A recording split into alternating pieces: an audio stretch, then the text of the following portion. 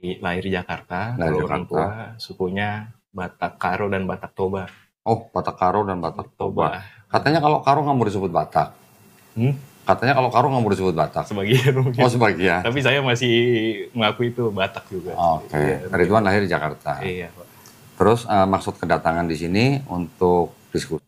Lahir di Jakarta, Lahir kalau di orang Jakarta. tua sukunya Batak Karo dan Batak Toba.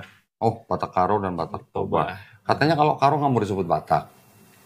Katanya kalau Karo nggak mau disebut Batak. Sebagian mungkin. Oh, sebagian. Tapi saya masih mengaku itu Batak juga. Oke. Iya, Ridwan lahir di Jakarta. Iya, Pak. Terus maksud kedatangan di sini untuk diskusi. Diskusi memperdalam ajaran agama yang ingin saya anut gitu, Pak. Yang sekarang beragama apa? Kristen. Kristen. Gerejanya apa? Saya GBI. Oh, GBI. Iya. Biasanya kalau Batak Karo kan GBKP ya? Iya. Oh, ini Iya, GBI. GBI. Saya lebih ke karismatik, bisa di GBI, GBDI gitu. GBI apa? Pentecostal. GBI apa? Betani bukan? Nah, Betani bukan? bukan. Apa Tiberias? Tiberias kadang-kadang Tiberias. juga situ. Saya dulu GBI Betani. Betani ya. Dulu saya anak buahnya itu Insinyur Niko kalau pernah dengar. Oh iya, Tahu? tahu. Oh, nah. Insinyur Niko. Oke, sekarang Ridwan mau tanya atau bagaimana? Ada yang mau tanya? Mau tahu aja pengalaman Kodondi itu pertama-tama kali menjadi seorang mualaf itu kenapa tertarik gitu, dan pas momen apa Kodondi bisa langsung serius untuk mendalami atau langsung mau masuk Islam gitu. Oke, gini, kalau saya dulu berpikirnya begini. Landasan dari sebuah agama itu kan apanya? Kalau sudah nggak ada nabinya, berarti yang dipegang oleh orang beragama itu apanya? Sebagai hukum, aturan, perintah, itu apa? Kitabnya kan? Kitabnya kan? Nah, orang Kristen itu kan punya kitab yang namanya Bible.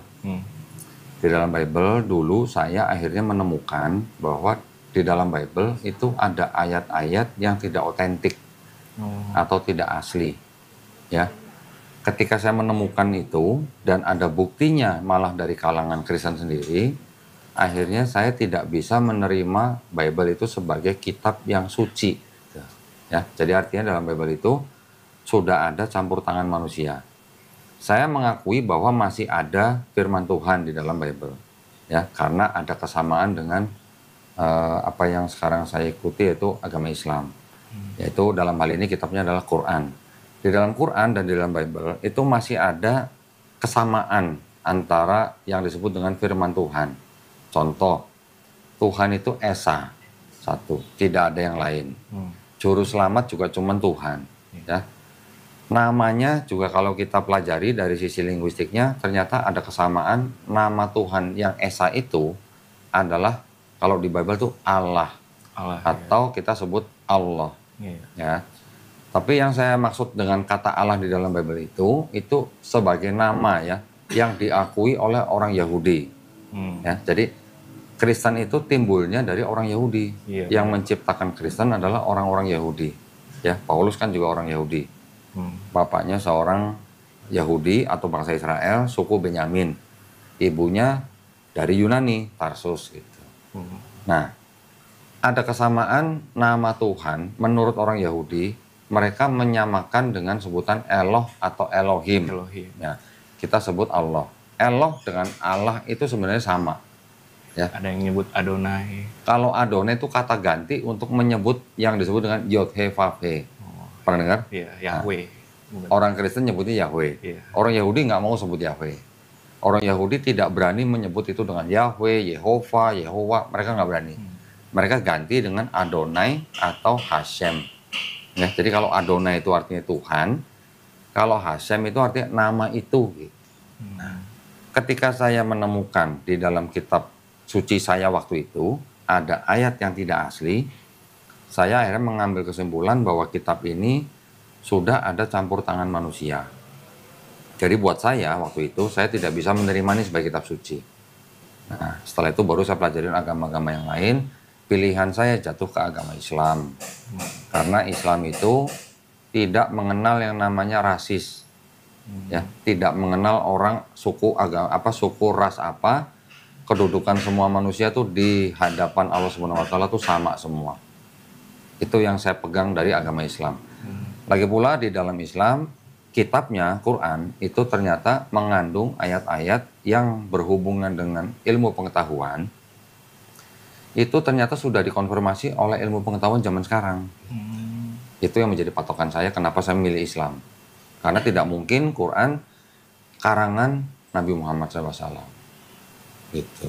Alasan utama saya. Mau buktinya, Bible ada ayat tidak asli? Boleh Pak. Boleh. Saya dengar itu terjemahannya aja yang diganti. Iya, terjemahan. Iya. Berbeda-beda di berbagai negara gitu. Oke, kalau terjemahan itu kan tergantung dari bahasa apa, kan? Namanya terjemahan itu adalah sesuai dengan pilihan kata dari si penerjemah. Ya, itu nggak masalah kalau itu sih penerjemahan nggak masalah. Cuman kalau ada ayat yang begini, menurut Ridwan bagaimana? Ini adalah kitab suci Katolik ya. Di dalam kitab suci Katolik ini isinya ada 73 surat. Oke.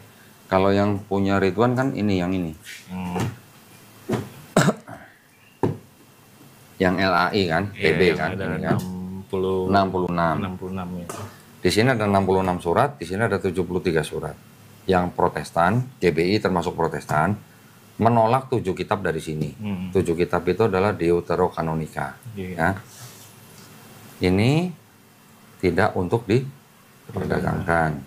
Kitab suci Katolik dengan pengantar dan catatan lengkap 2009 dipersembahkan kepada umat Katolik Indonesia oleh Direktorat Jenderal Bimbingan Masyarakat Katolik Departemen Agama Republik Indonesia. Resmi kan berarti kan? Percetakannya Arnoldus ND. Ini di Nusa Tenggara Timur.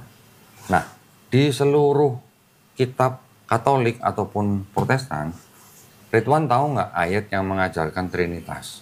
Iya, tahu. Ayat apa? Lupa Pak, tapi di Matius atau Matius berapa? Ingat? Lupa Pak. Lupa. Iya. Satu-satu tahu Trinitas kan? Tahu. Tuhan itu Esa, tapi bisa bermanifestasi dalam 3 kepribadian. 3 pribadi. Bapa, Yesus, Roh Kudus, dan ketiganya satu. Betul? Ini inti daripada ajaran Trinitas. Nanti penjabarannya bisa panjang. Di dalam seluruh kitab suci orang Katolik ataupun Protestan, satu-satunya ayat yang menjelaskan tentang Trinitas, konsep Trinitas, itu cuman ada di 1 Yohanes 5 ayat 7. Selain itu nggak ada yang komplit. Kalaupun di Matius ada, baptislah mereka dalam nama Bapa, Putra, dan Roh Kudus. Tapi tidak disebut satu. Ya kan? Cuman 3 pribadi, tapi tidak disebut satu. Nanti mungkin ada lagi Yohanes 10:30, aku dan Bapa satu. Belum ada Roh Kudusnya, baru aku, Yesus, dan Bapa. Ya kan? Belum ada Roh Kudusnya, nggak lengkap. Nanti ada lagi di Yohanes 1:1 misalnya. Pada mulanya adalah firman, firman bersama-sama dengan Allah, dan firman itu adalah Allah. Firman itu Yesus. Berarti baru ada Yesus dan Bapa. Roh Kudusnya belum disebutin. Di seluruh kitab yang menyebutkan 3 pribadi itu dan ketiganya satu, cuman di 1 Yohanes 5 ayat 7. Ya. Isinya mungkin bisa dibuka di sini. 1 Yohanes 5 ayat 7, isinya sama nggak sama ini?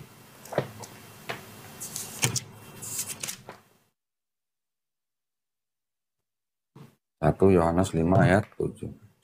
Bukti Jemaat GBI. Cepat buka Bible. Ayat 7 sebab sebab ada 3 yang memberi kesaksian dalam surga, Bapa, Firman, dan Roh Kudus. Dan ketiganya adalah satu. Bapa, Firman, Roh Kudus, dan ketiganya satu. Ya kan? Itu bukti bahwa ada ajaran Trinitas. Betul? Sama nggak isinya dengan ini? Coba baca. Ini Yohanes. Iya, 1 Yohanes 5 ayat 7. Nih. Ayat 7. Sebab ada 3 yang memberi kesaksian dalam surga, Bapa, Firman, dan Roh Kudus, dan ketiganya adalah satu. Sama kan sama itu? Iya, sama. Oke, sekarang di kitab yang ini ada catatan kakinya. Catatan kakinya tuh begini bunyinya. Ayat 7-8, kalimat di dalam surga sampai di bumi. Ada keterangan apa nih? Bagian ayat ini tidak terdapat dalam naskah Yunani yang paling tua, dan tidak pula dalam terjemahan-terjemahan kuno, bahkan tidak dalam naskah paling baik dari Vulgata. Bagian ini kiranya aslinya itu naskah Aslinya sebuah catatan di pinggir halaman salah satu naskah terjemahan Latin yang kemudian disisipkan ke dalam naskah-naskah oleh penyalin dan akhirnya bahkan disisipkan ke dalam beberapa naskah Yunani. Karenanya bagian ini pasti tidak asli. Pasti tidak asli. Artinya tidak asli apa?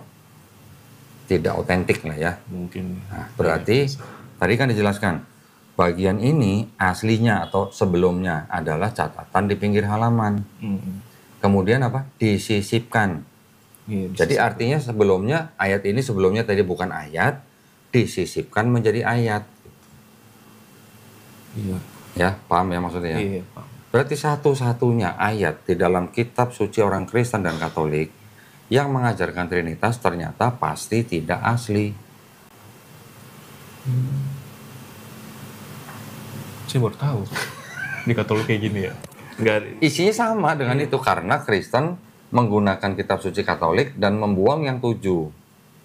Yang 7 itu tidak dipakai, tidak diterima. Nggak diterima ya. Makanya baru tahu ada perbedaan kayak gitu. Nah, kalau ayatnya sama bunyinya. Sama. Cuman kalau di sini kan tidak ada catatan kakinya. Yang di sini ada catatan kakinya. Jujur memang, jujur mengakui bahwa ayat ini pasti tidak asli. Tapi kitab ini bukan untuk jemaat. Kitab ini untuk calon-calon pastor. Ada pernah punya ngeliat kitab begini? Nggak pernah kan? Kitab ini khusus untuk calon pastor. Tidak untuk diperdagangkan tadi kan tulisannya kan? Nah, iya, Pak.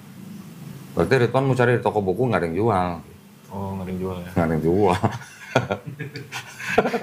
Beli di toko online ya mungkin ada yang jual 1-2, tapi juga sehari 2 hari pasti hilang, pasti dibeli orang. Ini dicetak untuk khusus para pastor ya, gitu, calon pastor yang belajar di seminari atau yang belajar di tempat pendidikan Alkitab atau pendalaman Alkitab gitu.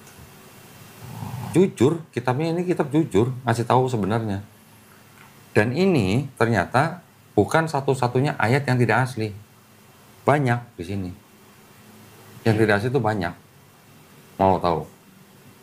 Kenapa saya kasih tahu ini? Karena ayat ini yang dianggap sebagai bukti satu-satunya ayat yang mengajarkan konsep Trinitas. Kalau ayat-ayat yang lain yang tidak asli itu bukan ayat yang mengajarkan Trinitas gitu. Agak kaget juga sih ya. Saya dulu lebih kaget. Saya dulu seperti kamu, buka Bible cepet, bacain cepet. Tapi begitu dengar begini, apa benar? Ternyata benar. Mau yang kitab bahasa Inggris juga ada tulisannya. Contoh. Bisa bahasa Inggris kan? Bisa lah. Bisa lah, dikit-dikit ya. Dikit-dikit, Pak. Nah, banyak tuh nggak apa-apa ya. Ini kan yang bahasa Indonesia. Takutnya nanti disangka, wah ini kan apa nih gitu.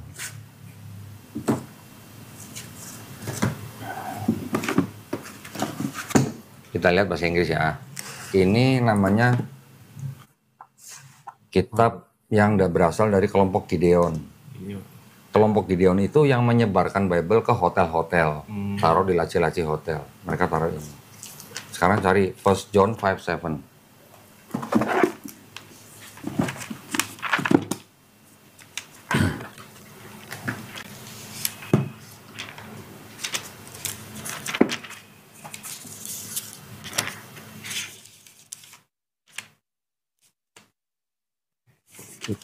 Ini benar tadi John. Yang mana?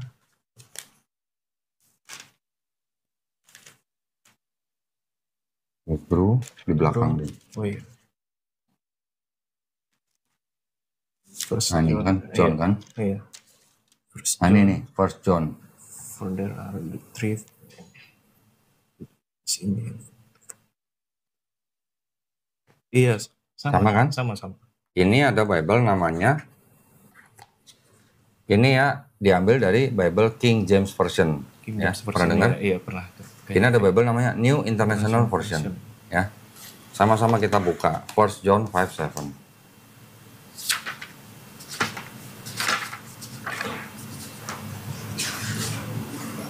1 John 5:7. Coba dibandingkan ayat 7 bunyinya sama nggak? Ada. Testify. The Spirit. Beda banget. Beda kan? Iya. Ada keterangannya di bawah nih, apa? Yang saya garis merah tuh. Manuscript of Vulgate testify. Apa? Coba dibaca. Let manuscripts of the Vulgate testify in heaven, the Father, the Word, and the Holy Spirit, and these three are one. And there are three that testify on earth, the not found in any Greek manuscript before the 16th century. Not found in any Greek manuscript before The 16th 16th century. Jadi tidak terdapat di dalam manuskrip-manuskrip Yunani sebelum abad 16. Gitu.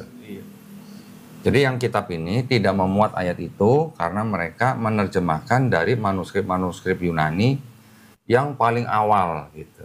Yang paling tua gitulah. Ini sudah agak tua, agak muda gitu. Agak muda. Jadi kalau ini menerjemahkan dari teks setelah abad 16, yang ini menerjemahkan teks sebelum abad 16. Sebelum abad 16 tidak ada kalimat Father, the Word, and the Holy Spirit, and these three are one gitu. Makanya di sini tidak ada. Iya beda banget. Bener beda. Nah, karena cuman ini satu-satunya ayat yang menyebutkan 3 pribadi dan 1. Tidak ada lain ayat yang menyebutkan 3 pribadi ini dan 1.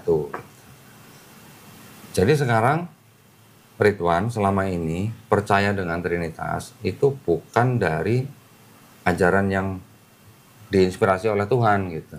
Tapi berdasarkan ajaran dari pemikiran manusia. Atau dalam hal ini adalah gereja. Berarti gereja selama ini gereja yang merumuskan ajaran Trinitas. Gereja-gereja di dunia gitu banyak yang keliru mungkin. Iya, kan gini, di seluruh dunia, contohnya, ini yang lebih gampang ya. Ini kan punya Kristen Protestan. Ini punya Katolik. Ya. Ada berapa tadi? 66 surat ya. Ini tadi ada berapa? 73. Iya. Karena ada 7 kitab di Utara Kanonika yang ditolak oleh Protestan kan. Ini ada kitabnya orang Ortodoks. Isinya 78 surat. Ya, 66, 73, 78. Ini ada Bible-nya orang Kristen Ethiopia. 81 surat. Saya ulang nih. 66, 73, 78, 81. Yang bukan firman Tuhan yang mana? Gitu. Kenapa beda-beda jumlah suratnya? Gitu.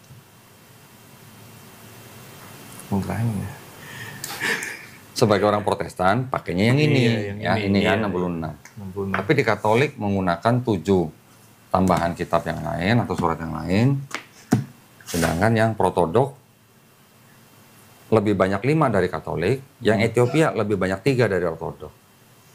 Jadi dengan kata lain, yang ini merangkum semua surat atau kitab, yang ini menolak 3 dari sini, yang ini menolak 5 dari sini, yang ini menolak 7 dari sini.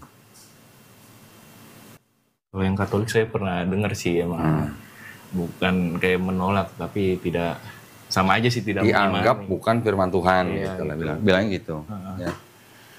Jadi konsep firman yang jadi kitab di dalam Kristen berarti kan belum selesai. Ada yang 81, 78, 73, 66. Ini baru konsep firman menjadi kitab. Sekarang kalau konsep firman menjadi manusia, ada kelompok seperti Ridwan namanya kelompok Trinitarian. Ya kan? Karena percaya dengan Trinitas. Pernah dengar saksi Yehova? Iya, pernah. Mereka tidak menyembah Yesus. Pernah dengar kelompok Oneness? Belum. Yang kelompok Oneness tidak menerima Trinitas. Mereka tidak percaya dengan 3 pribadi. Tuhan itu 1 pribadi. Tapi Bapa dan Yesus itu dianggap 1 pribadi. Itu jadi Bapa adalah Yesus, Yesus adalah Bapa. Tidak kenal Trinitas, mereka sebut 1 pribadi. Jadi konsep firman yang jadi manusia di dalam Kristen pun belum selesai. Ada yang Trinitas, ada yang saksi Yehova atau Unitarian, ada yang Oneness. Ini kan beda-beda konsep ketuhanannya. Iya, benar. Konsep firman jadi manusia belum selesai, Konsep firman jadi kitab juga belum selesai. Karena beda-beda. Ya kan? Iya juga sih. Nah, Ridwan ada di mana? Ridwan ada di Trin. kelompoknya yang ini, ketuhanannya ikut yang Trinitarian. Nah, sekarang kalau buat Ridwan, di dalam kitab ada ayat yang pasti tidak asli, apakah bisa disebut ini sebagai kitab suci? Suci artinya apa? Tidak berubah-ubah sih. Tidak ada campur tangan manusia. Iya. Nah, kalau ini kan tadi udah jelas. Ada catatan kaki di pinggir halaman, disisipkan menjadi ayat.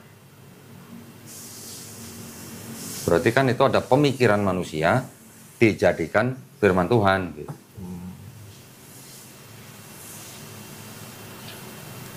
Baru tahu sih emang Pak. Baru tahu. Iya makanya. Sebelumnya bisa menghubungi Suci dari mana? Tahu dari mana?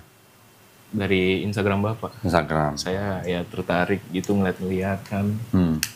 Saya juga merasa kayak ada pertanyaan muncul di pikiran saya. Kenapa tidak hanya satu aja gitu Esa? Kenapa ada 3 pribadi gitu? Dan saya pelajari dalam-dalam ya konsep penebusan dosa Yesus Kristus itu mengharukan gitu Pak. Mengharukan. Kayak pengorbanannya gitu. Ya, sangat terharu gitu ya. Iya Pak. Kalau Ridwan merasa terharu karena Yesus sudah berkorban, sudah menebus dosa Ridwan dengan cara mati di atas kayu salib, berarti Ridwan harusnya cinta dengan Yesus nggak? Iya pastinya. Cinta Yesus. Iya. Tapi kalau Ridwan dikasih kesempatan sebagai orang Kristen yang berkuasa, ngelihat Yesus mau disalib, Ridwan itu bakal nolong supaya Yesus tidak disalib atau bakal menolong tentara Romawi ikut nyalib Yesus? Sebagai orang Kristen. Iya, menolong pasti. Ya sebagai pengikut Kristus kan bahasanya. Iya. Menolong siapa? Menolong Yesus atau menolong tentara Romawi nyalib Yesus? Menolong Yesus pasti. Menolong Yesus supaya tidak disalib. Kalau tidak disalib dosanya nggak jadi ditebus. Iya. Gimana? Iya, kalau menolong tentara Romawi nyalib Yesus, tega bener gitu, menyalib orang yang kita cintain gitu. Kalau diam aja ngelihat. Kalau diam aja, berarti egois dong. Udah tahu orang yang dicintai disalib kok diam aja, egois nggak? Katanya cinta sama Yesus. Mungkin egois supaya dosa saya ditebus ya saya diemin aja gitu, ya kan? Iya, egois juga sih. Egois. Sekarang kalau Ridwan melihat Yesus mau disalib, terus ternyata sudah disalib sama tentara Romawi, dengan diem aja, berarti tentara Romawi yang nyalib Yesus itu buat Ridwan berjasa apa berdosa? Tidak berdosa. Tidak berdosa. Karena Yesus juga waktu itu berdoa kepada mereka untuk dimaafkan gitu. Berdoa kepada Bapa, iya, supaya memaafkan mereka. Karena mereka tidak tahu apa yang mereka perbuat. Iya. Iya. Ya, tetapi perbuatannya si tentara Romawi ini yang menyalibkan Yesus supaya dosanya Ridwan ditebus, itu tentara Romawinya buat Ridwan berjasa apa enggak? Ya, berjasa. Berjasa. Tentara Romawi disuruh siapa? Pontius Pilatus. Pernah dengar kan? Dengan bujukan ahli-ahli Taurat. Diminta, dituntut oleh Imam Yahudi supaya Pilatus menyalibkan Yesus. Iya. Imam Yahudi dapat Yesus dari mana? Dari pengkhianatan Yudas itu. Nah, Yudas Iskariot. Iya. Yudas Iskariot kenapa menyerahkan Yesus ke Imam Yahudi? Siapa yang membisiki dia? Iblis waktu itu. Iblis. Berarti iblis buat Ridwan berjasa apa berdosa?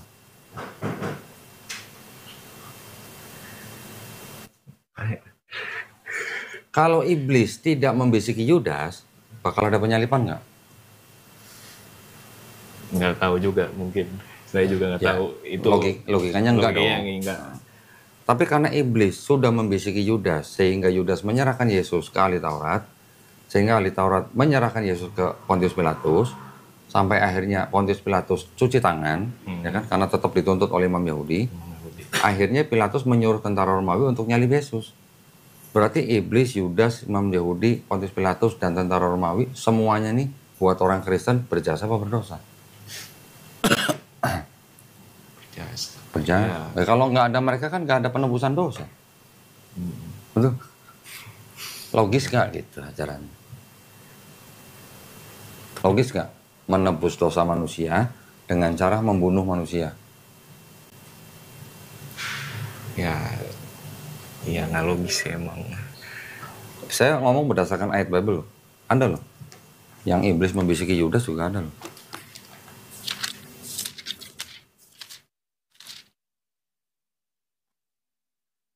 Ketika mereka sedang makan bersama, iblis telah membisikkan rencana dalam hati Yudas, anak Simon Iskariot, untuk menyerahkan dia ke Yesus. Kalau iblis tidak membisiki Yudas, bakal disalib nggak Yesus?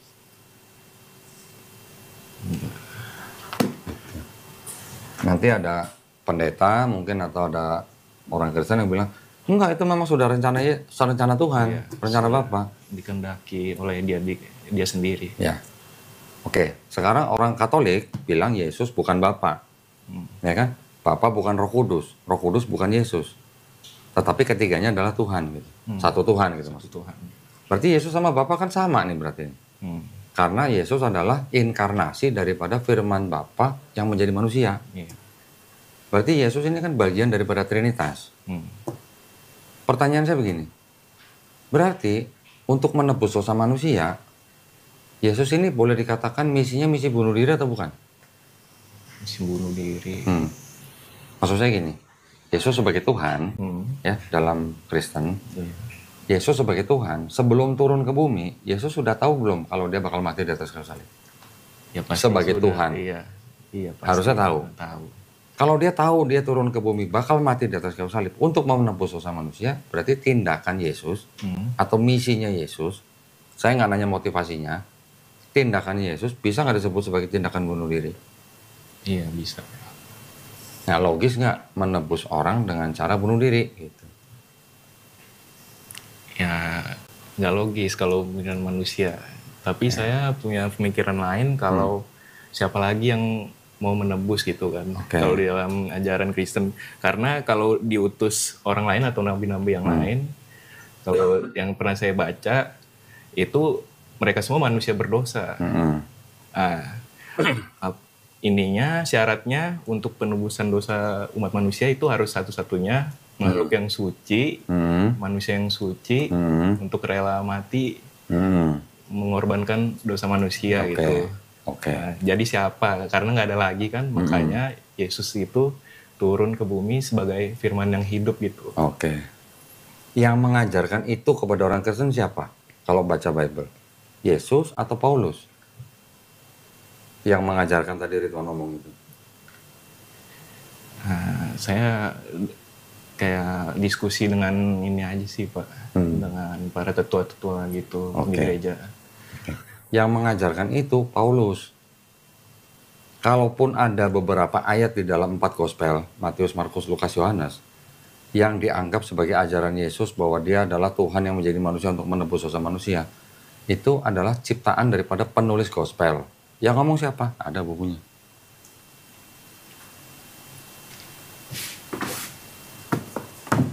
Gospel. Yang mengatakan di dalam, saya ambil aja langsung dari Markus ya.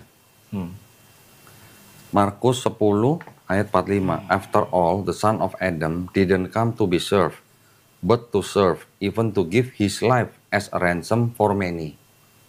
Ya, jadi anak Adam tidak datang untuk dilayani, tetapi untuk melayani, bahkan memberikan nyawanya sebagai tebusan bagi banyak orang. Kata penulis buku ini yang jumlahnya hampir 80 orang, dikatakan apa? Much of the famous line recorded in verse 45 is Mark's creation. Banyak daripada ayat-ayat yang terkenal, yang terekam di dalam ayat 45 ini adalah ciptaan Markus. Jadi ini adalah perkataan penulis gospel yang disematkan ke mulut Yesus. Orang-orang yang berani ngomong begini adalah ahli-ahli teologi semuanya, yang mempelajari sejarahnya Yahudi, mempelajari tradisi Yahudi, mempelajari gaya bahasa orang Yahudi, gaya bahasa Yunani juga. Mereka berani mengatakan bahwa kalimat ini bukan perkataan Yesus. Makanya di dalam buku ini, yang dianggap sebagai perkataan Yesus diberi warna merah. Yang kira-kira meragukan diberi warna pink. Yang ini kelihatannya bukan dikasih warna abu-abu. Yang pasti bukan dikasih warna hitam. Dari semua gospel, Matius, Markus, Lukas, Yohanes, ternyata yang dianggap benar-benar perkataan Yesus cuma 18%. Ini buku namanya The Five Gospel. Ya. Jadi kalau yang tadi ada yang mengajarkan bahwa Yesus mati di atas kayu salib untuk menebus dosa manusia, bisa dikatakan itu adalah ajaran Paulus dan ajaran gereja. Yesus sendiri tidak pernah mengajarkan bahwa aku datang untuk bunuh diri gitu, atau untuk menebus dosa manusia gitu. Saya kasih indikasinya begini. Coba Ridwan buka. Ini kita mulai dari Perjanjian Lama dulu, ya. Perjanjian Lama ini asalnya bukan punya orang Kristen. Asalnya dari kitab ini. Namanya Tanakh. Tanakh ini adalah kitabnya orang Yahudi. Ya. Di dalam Tanakh ini terjemahannya setelah menjadi kitab ini, setelah menjadi kitab yang namanya Septuaginta.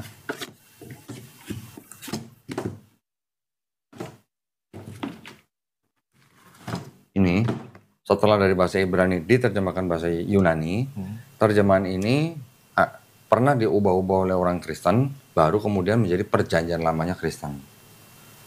Kalau masalah itu nanti bisa saya jelasin yang lainnya. Tapi kita mau lihat dari konsep ketuhanan dan konsep keselamatan dulu. Antara Perjanjian Lama dan Perjanjian Baru itu sama atau beda? Saya lupa. Tapi Perjanjian Lama belum dikenalkan konsep Trinitas itu ya? Nggak ada, memang nggak ada. Belum ada. Ya, tapi konsep ketuhanannya dan konsep keselamatannya sama nggak Perjanjian Lama dan Perjanjian Baru? Beda. Nah, kalau beda ada di dalam satu kitab, berarti kan ada ajaran konsep ketuhanan dan konsep keselamatan yang berkontradiksi antara Perjanjian Lama dan Perjanjian Baru. Oke, orang Kristen bilang Perjanjian Lama itu belum waktunya Yesus datang. Itu nubuat-nubuat. Nubuat-nubuat. Iya. Tapi nubuat-nubuat itu, menurut yang punya kitab ini, itu bukan buat Yesus. Macam-macam, bisa buat bangsa Israel, bisa buat Raja Hezekia, bisa buat anaknya Raja Ahaz, gitu. Tapi sama orang Kristen, nubuat yang dianggap nubuat itu, dianggap itu semuanya untuk Yesus, gitu. Itu yang membedakan. Jadi, Perjanjian Lama ini berasal dari ini, terjemahan dari sini. Sedangkan orang Yahudi yang punya otoritas untuk menafsirkan ini bilang tidak ada nubuat untuk Yesus di sini. Tidak mengakui. Tidak mengakui. Orang Kristen yang merubah-rubah terjemahan ini baru klaim bahwa itu adalah untuk Yesus. Nah, sekarang kalau ada kitab yang punya orang Yahudi dan kitab orang Kristen yang Perjanjian Baru, kalau yang punya ini yang berhak menafsirkan siapa? Orang Yahudi. Orang Yahudi. Kitab orang Kristen yang merah nih, Perjanjian Baru, yang berhak menafsirkan siapa? Ya orang Kristen. Orang Islam punya Quran, yang berhak menafsirkan Quran siapa? Ya ulama Islam. Ya kan? Iya. Tetapi yang terjadi adalah orang Kristen menafsirkan ini, mengubah-ubah terjemahannya dengan kacamata Kristen, sehingga seolah-olah kitab ini berbicara tentang Yesus di Perjanjian Baru. Karena penulis Perjanjian Baru mengutip hampir 1000 ayat dari Perjanjian Lama. Dianggap itu adalah penggenapan dari nubuat itu. Gitu. Nanti saya bisa kasih tahu jelas perubahan apa yang ada di sini. Gitu. Ya. Okay. Tetapi yang pertama gini, kita lihat konsep ketuhanannya dulu dah. Ya. Coba buka, Ulangan 6 ayat 4. Ulangan 6 ayat 4.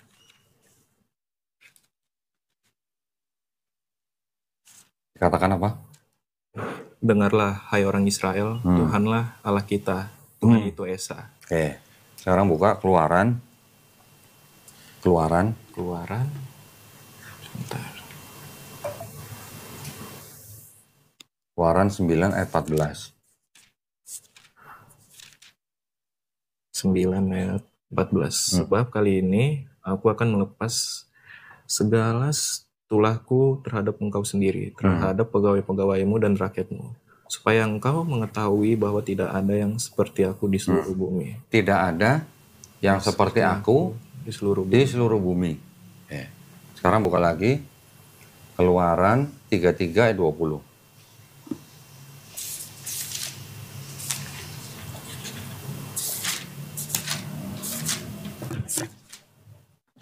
Keluaran 33 ayat 20. Firman-Nya lagi, engkau tidak dapat melihat wajahku, sebab tidak mungkin manusia melihat aku dan tetap hidup. Ya. Sekarang buka lagi Bilangan 23 ayat 19. Bilangan 23 ayat.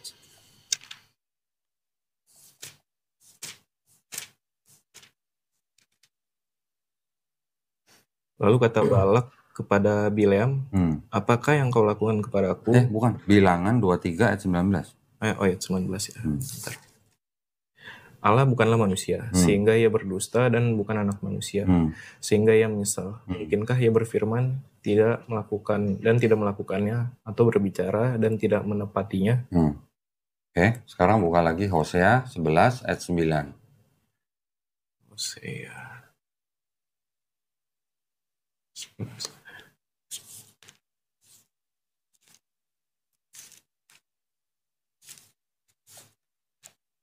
Ayat berapa? 9. Aku tidak akan melampiaskan murkaku yang bernyala-nyala, tidak akan lagi membinaskan Efraim. Sebab aku ini Allah dan bukan manusia, yang kudus di tengah-tengahmu, dan aku tidak datang dalam murka. Oke, sekarang buka lagi di Ayub 9 ayat 32. Ayub 9 ayat 32.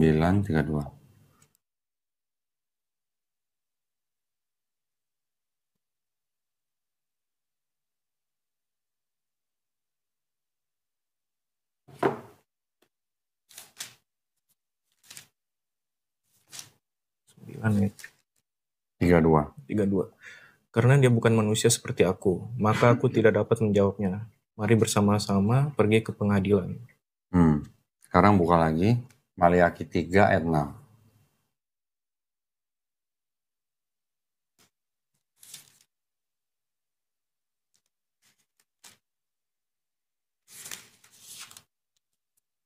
Maliaki 3 ayat 6, sesungguhnya aku, Tuhan, tidak berubah, dan kamu, Bani Yakub, tidak akan dilenyapkan. Oke. Satu lagi, 1 Samuel 15 ayat 29.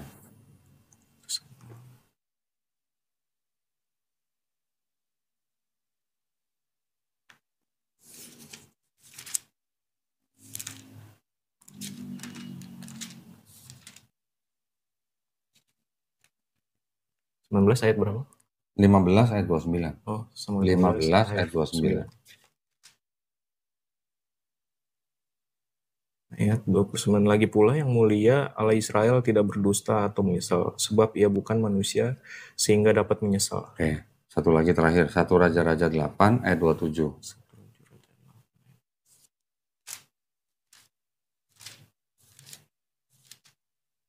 8 ayat 27.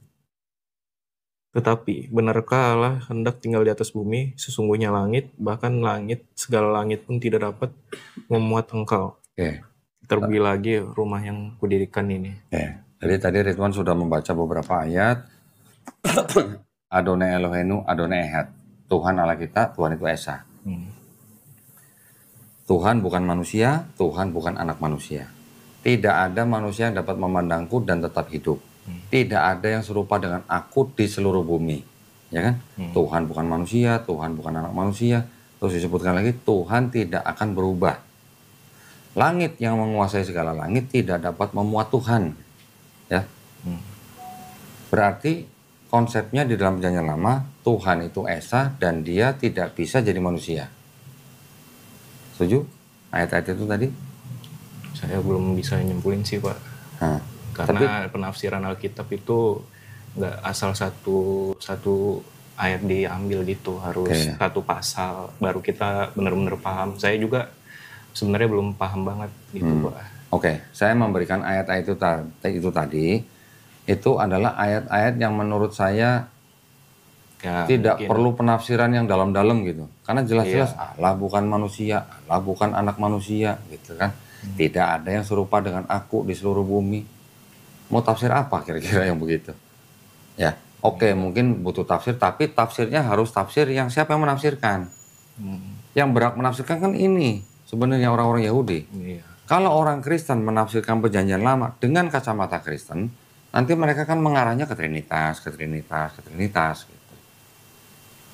Itu enggak? Jadi maksud saya sekarang kalau misalnya Ridwan mau membaca Bible, dalam hal ini ayat itu, doktrinnya dibuang dulu, doktrin. Ya, ajaran gereja Trinitasnya dibuang dulu. Sebagai anggap aja bukan Kristen gitulah. Ya, membaca sebuah ayat yang jelas gitu. Tadi kan saya mengatakan bahwa Tuhan bukan manusia, langit yang menguasai segala langit tidak dapat memuat Tuhan. Tidak ada yang serupa dengan aku di bumi. Kemudian Tuhan tidak akan berubah. Tiba-tiba di perjanjian baru, Tuhan itu bisa jadi Yesus. Kan bertentangan dengan yang tadi kita baca. Oke, pendeta nanti akan mengatakan bahwa yang jadi manusia itu firman-Nya. Gitu.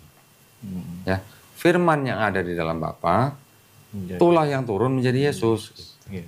Oke, sekarang ternyata setelah kalau kita mau pelajari secara open mind ya, open mind. Dari mana ajaran Tuhan bisa jadi manusia? Itu yang harus dipelajarin. Sekarang saya mau diskusi secara ringan dulu ya, sebelum saya tunjukin bukti-buktinya. Menurut Ridwan, Tuhan itu maha benar, betul? Iya. Maha baik, maha pengampun, betul? Iya. Maha suci, betul? Betul. Apalagi? Maha adil, betul? Iya.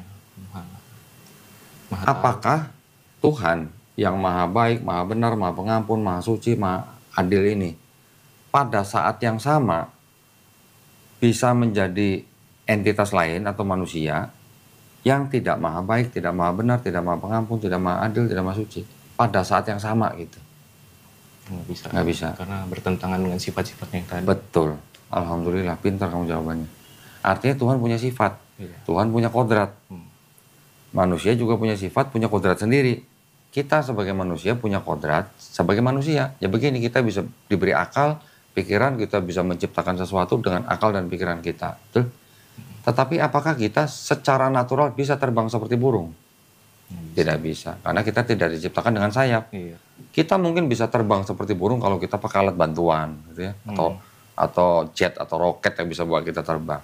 Tetapi itu dengan alat bantuan. Tetapi secara natural, secara nature, secara kodrat, kita tidak bisa terbang seperti burung. Ya, jadi itu anggapan seperti sama Tuhan yang punya sifat, tidak bisa menjadi manusia yang juga punya sifat yang lain gitu. Pada saat yang sama, Ridwan yang pintar tidak bisa juga Ridwan yang idiot gitu kan. Tuhan maha pengampun, tadi kan setuju kan? Kalau namanya orang, manusia ciptaan Tuhan ini, berbuat dosa, melanggar perintah Tuhan, berdosa, terus bertobat, Tuhan bisa nggak mengampuni kalau orang ini bertobat? Pasti bisa. Bisa. Maha pengampun. Maha pengampun, ya kan? Kalau cuma maha pengampun, oke, lu bertobat, saya ampunin. Jangan mengulang lagi, kan gitu. Konsepnya kan begitu. Jadi orang yang bertobat, ya dia tidak perlu harus ditebus dosanya di perjanjian lama gitu. Sekarang kalau orang yang berbuat dosa sama orang yang berbuat baik mengikuti perintah Tuhan, yang mana yang masuk neraka kira-kira? Yang berdosa. Berdosa. Pasti. Ya, gitu kan? Iya. Sekarang buka di Ulangan 24 ayat 16. Ini kita gabungin ya, ketuhanan dan keselamatannya. Supaya Ridwan bisa memahami maksud saya nanti. Lepasin doktrin dulu maksud saya. Iya.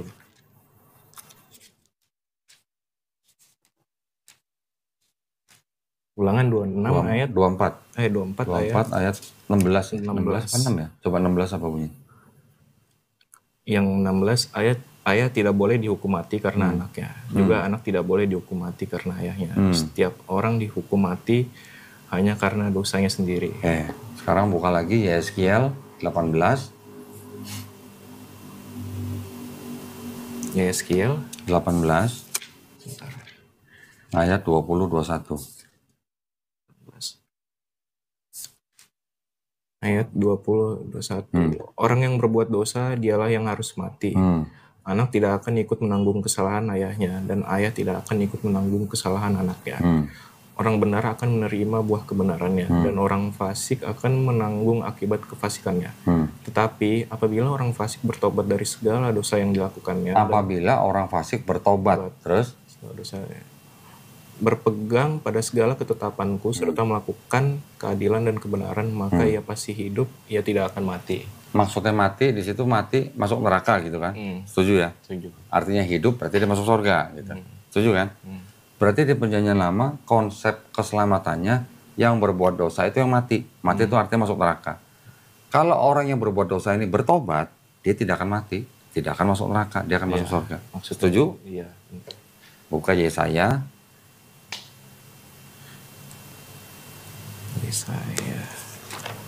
Yesaya pasal 1. Di tengah ya, saya di tengah. Oh iya.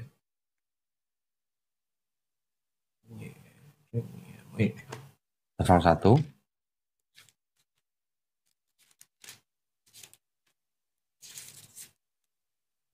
Ayat 6, judulnya apa nih sebelum ayat 16? Ayat 10 judulnya apa? Ibadah sejati. Ayat 16 sampai 18. 16. Basuhlah, bersihkanlah dirimu, jauhkanlah perbuatan-perbuatanmu yang jahat dari depan mataku, berhentilah berbuat jahat. Belajarlah berbuat baik, usahakanlah keadilan, keadilanlah orang kejam. Belalah hak anak-anak yatim, perjuangkanlah perkara janda-janda. Marilah, baiklah kita berperkara. Firman Tuhan, sekalipun dosamu merah seperti kirmizi akan menjadi putih seperti salju, sekalipun berwarna merah seperti kesumba akan menjadi putih seperti bulu domba. Kalau saya lihat di sini judulnya apa namanya? Perikopnya yang ayat 10, perikopnya apa? Ibadah sejati. Ibadah sejati. Yang ini ayat 10 judulnya apa? Bertobat. Lebih baik dari mempersembahkan korban. Perhatikan, basuhlah, bersihkanlah dirimu, jauhkanlah perbuatan-perbuatan jahatmu yang jahat dari depan mataku. Mata Tuhan kan? Iya. Berhentilah berbuat jahat. Belajarlah berbuat baik. Usahakanlah keadilan. Kendalikan orang kejam. Belalah hak anak-anak yatim. Perjuangkanlah perkara janda-janda. Marilah kita berperkara. Ya kan? Iya. Apa tulisannya? Firman Tuhan. Sekalipun dosamu merah seperti kirmizi akan menjadi putih seperti salju. Ya. Sekalipun berwarna merah seperti kesumba akan menjadi putih seperti bulu domba. Menurut Ridwan, tanpa doktrin apa-apa, membaca ayat seperti ini, perlu nggak ada orang yang harus mati di atas kayu salib untuk menebus dosa Ridwan? Nggak perlu sih. Nggak perlu. Ya. Berarti kalau ayat-ayat begini menunjukkan bahwa ini kan tulisnya firman Tuhan. Berarti ini kan menunjukkan bahwa Tuhan yang berfirman di sini, dia maha pengampun kan? Iya. Orang yang bertobat, dosa merah seperti kirmizi jadi putih seperti salju. Merah seperti kain kesumba akan menjadi putih seperti bulu domba. Artinya kan tidak ada yang perlu harus mati untuk menebus dosa orang. Betul nggak?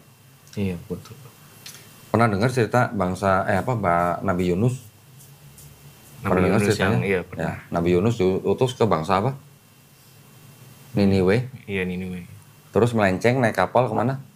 Nggak tahu kemana lah ya. Iya. Di atas kapal ada badai. Terus dia kalah undi diceburin ke laut, dimakan sama ikan. 3 hari kemudian dikeluarin masih hidup. Terus dia balik kemana? Ke Niniwe kan? Iya. Ngapain? Memperingati orang Niniwe yang banyak dosa. Orang Niniwe pada saat itu bertobat nggak? Bertobat. Diampuni nggak dosanya? Diampuni. Jadi orang bertobat ya diampuni. Judulnya bertobat gitu kan? Sekarang buka di Matius 18. Ini sekarang kita masuk ke perjanjian baru nih ya. Iya. Kita bandingkan konsep ketuhanan dan konsep keselamatan antara perjanjian baru, 4 gospel dan surat-surat Paulus. Iya. Sekarang kita buka Matius 18 ayat 3. Dan berkata, sesungguhnya aku berkata kepadamu, jika kamu tidak bertobat dan menjadi seperti anak kecil ini, kamu tidak akan masuk ke dalam kerajaan surga. Yang bicara siapa itu? Yang bicara siapa?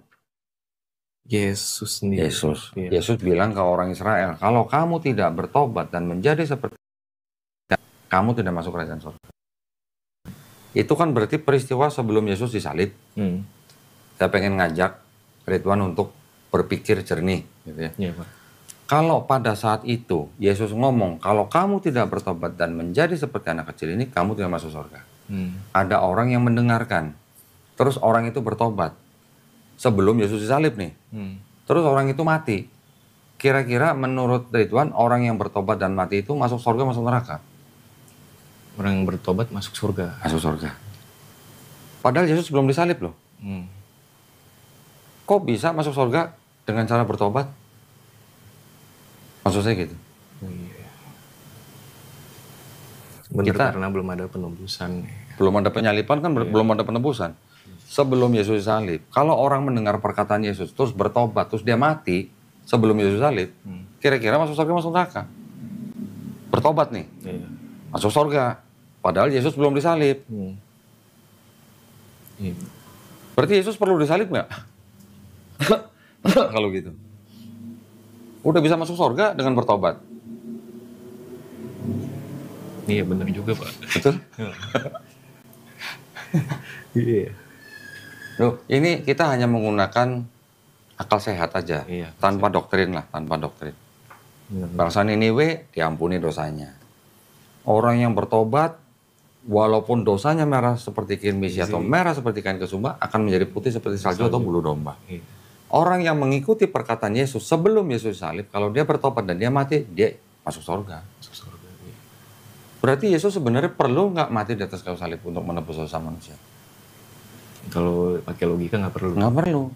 Nah, sekarang jadi kan pertanyaan kita, yang ngajarin bahwa Yesus itu mati di atas kayu salib untuk menebus dosa manusia itu siapa? Yesus atau Paulus? Kan gitu. Iya. Sekarang buka lagi di Matius 13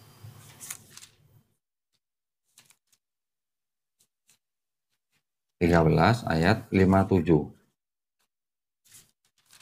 13 ayat 57.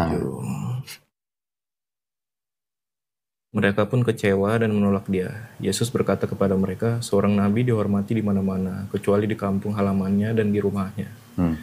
Yesus yang ngomong ya, dianggapnya ya. Yang dianggap dengan seorang nabi ditolak di mana-mana kecuali di kampung halamannya, itu yang dimaksud nabi itu siapa? Yesus lagi ngomongin nabi siapa itu? Coba baca beberapa ayat sebelumnya. Dari sini. Iya. Setelah Yesus mengakhiri cerita-cerita perumpamaan itu, ia pun pergi dari setibanya di tempat asalnya, dia mengajar orang-orang di situ di rumah ibadat. Mereka pun takjub dan berkata, dari mana memperolehnya hikmat itu? Engkau mengadakan musik-musik itu? Bukankah ia ini anak tukang kayu? Bukankah ibunya bernama Maria dan saudara-saudaranya Yakobus, Yusuf, Simon, dan Yudas?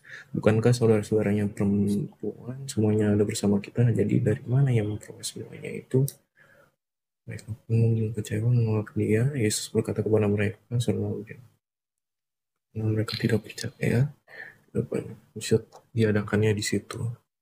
Judulnya apa nih? Yesus ditolak di Nazaret. Yesus ngomong seorang nabi diterima di mana-mana kecuali di rumahnya sendiri. Berarti Yesus lagi ngomongin siapa? Dirinya sendiri. Berarti kalau begitu Yesus di sini ngakunya sebagai nabi bukan? Iya, sebagai nabi. Ya, Yesus ngakunya sebagai nabi ini berarti. Iya, seorang nabi. Ketika Yesus dicobai oleh iblis, menurut Ridwan, kira-kira iblis tahu nggak kalau Yesus itu Tuhan? Tahu mungkin. Tahu? Berani nyobain penciptanya sendiri? Iya, kalau di logika dia pasti nggak tahu. Iya, kalau iblis tahu, mana berani dia mencobai penciptanya sendiri gitu kan? Nah kalau Yesus sebagai Tuhan, Firman yang turun menjadi manusia, Firman itu yang menciptakan semua alam semesta kan, termasuk iblis dong. Iblis ciptaan siapa? Iblis katanya kalau di Kristen itu ada malaikat yang memberontak. Nah malaikat ciptaan siapa? Malaikat Tuhan. Nah, malaikat Tuhan juga. Ya, ciptaan Tuhan juga kan? Berarti apakah iblis ketika mencoba Yesus itu, iblis itu tahu kalau Yesus itu tuh Tuhan pencipta dia gitu? Kalau ini belum logikanya berarti nggak tahu. Iya. Berarti iblis taunya Yesus itu apa? Seorang manusia biasa. Ketika Yesus dicobai, Yesus bilang apa? Kan Yesus disuruh menyembah iblis. Ketika Yesus dibawa sama iblis ke gunung yang tinggi, diperlihatkan semua kerajaan dunia. Ya kan? Iya, kalau kamu mau menyembah aku, akan kuberikan semua kerajaan dunia kepadamu. Kata Yesus apa? Enyahlah kau iblis. Kamu harus menyembah siapa? Tuhan Allahmu atau Allah Tuhanmu. Di Bible yang lain ada tulisan Allah Tuhanmu. Ya. Jadi artinya Yesus saja nyuruh iblis untuk nyembah Bapa kan? Iya, Allah Bapa. Yesus kan nggak nyuruh nyembah dia. Gitu loh maksudnya. Iya, benar juga. Benar kan? Iya. Kalau iblis tahu kalau Yesus itu Tuhan pencipta dia, ya kan kurang ajar gitu loh. Maksud berani-beraninya mencoba penciptanya sendiri untuk nyembah dia lagi gitu. Ya. Iya benar. Oke, tadi sudah bicara tentang kalau kamu tidak bertobat, kamu tidak masuk kerajaan surga. Nanti ada lagi Yesus ketika ditanya oleh orang-orang ahli Taurat di Markus pasal 29, Markus pasal 29, Markus 12, sorry. Markus 12 Ayat 29. 9. Menjawab Yesus, perintah yang terutama ialah, dengarlah hai orang Israel, Tuhanlah Allah kita, Tuhan itu Esa. Sama nggak dengan ulangan 6 ayat 4? Iya yang tadi. Sama kan? Sama. Berarti Yesus kan hanya mengulang perkataannya Musa, Nabi Musa. Nabi Musa bilang Adonai Elohenu, Adonai Ehad. Yesus tanya, hukum yang terutama apa? Adonai Elohenu, Adonai Ehad. Itu hukum yang terutama. Tuhan itu kita Esa. Pernah nggak Yesus ngajarin Tuhan kita itu Trinitas? Gitu? Nggak ada. Gitu ya? Sekarang Yesus juga mengajari bangsa Israel untuk ikut ajaran siapa? Ada di Matius pasal 1. Pasal 1. Matius 23, pasal ayat 1. Matius 23 ayat 1 sampai 3 lah. Ayat 1 sampai 3. Lalu berkatalah Yesus kepada orang banyak dan kepada murid-muridnya, ahli-ahli Taurat dan orang-orang Farisi telah menduduki kursi Musa. Artinya apa? Menduduki kursi Musa artinya apa? Mewakili Musa kan? Iya, mewakili Musa. Terus? Sebab itu lakukan dan peliharalah segala sesuatu yang mereka ajarkan kepadamu. Tetapi jangan turuti perbuatan-perbuatan mereka. Karena mereka mengajarkannya tetapi tidak melakukannya. Ya, yang diajarkan sama ahli Taurat dan orang Farisi itu apa? Ya, ajaran-ajaran Musa. Ajaran Musa? Iya. Apa? Hukum Taurat kan? Iya. Berarti Yesus menyuruh Bani Israel atau bangsa Israel untuk mengikuti ajaran Taurat yang diajarkan oleh ahli-ahli Taurat dan orang-orang Farisi. Ikutilah ajarannya tapi jangan ngikuti kelakuan mereka gitu. Iya. Jadi orang-orang Farisi dan orang ahli Taurat dianggap sama Yesus sebagai orang munafik, mengajarkan hukum Taurat tapi tidak melakukan. Tapi kan ajarannya suruh diikutin sama bangsa Israel. Di Matius lagi, enakan pakainya TB1 nih. Itu kalimatnya kadang sudah diubah-ubah. Matius 15 ayat 17. Matius 5, sorry. Matius 5. Matius 5 ayat 17.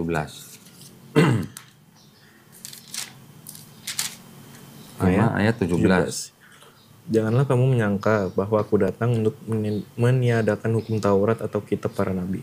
Aku datang bukan untuk meniadakannya, melainkan untuk menggenapinya. Nah, terus? Karena aku berkata kepadamu, sesungguhnya selama belum lenyap langit dan bumi ini, satu iota atau satu titik pun tidak akan ditiadakan dari hukum Taurat sebelum semuanya terjadi. Oke, berarti Yesus kalau begitu, menurut Ridwan, membatalkan hukum Taurat nggak?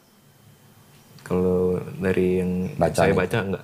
Ya. Berarti Yesus meneruskan atau menjalankan hukum Taurat, betul kan? Iya. Itu dianggap kata Yesus. Iya. Sekarang buka di Efesus. Efesus ini udah bukan kata Yesus nih. Ini Efesus ini udah perkataan Paulus nih. Efesus pasal 2. Pasal 2. Ayat 15.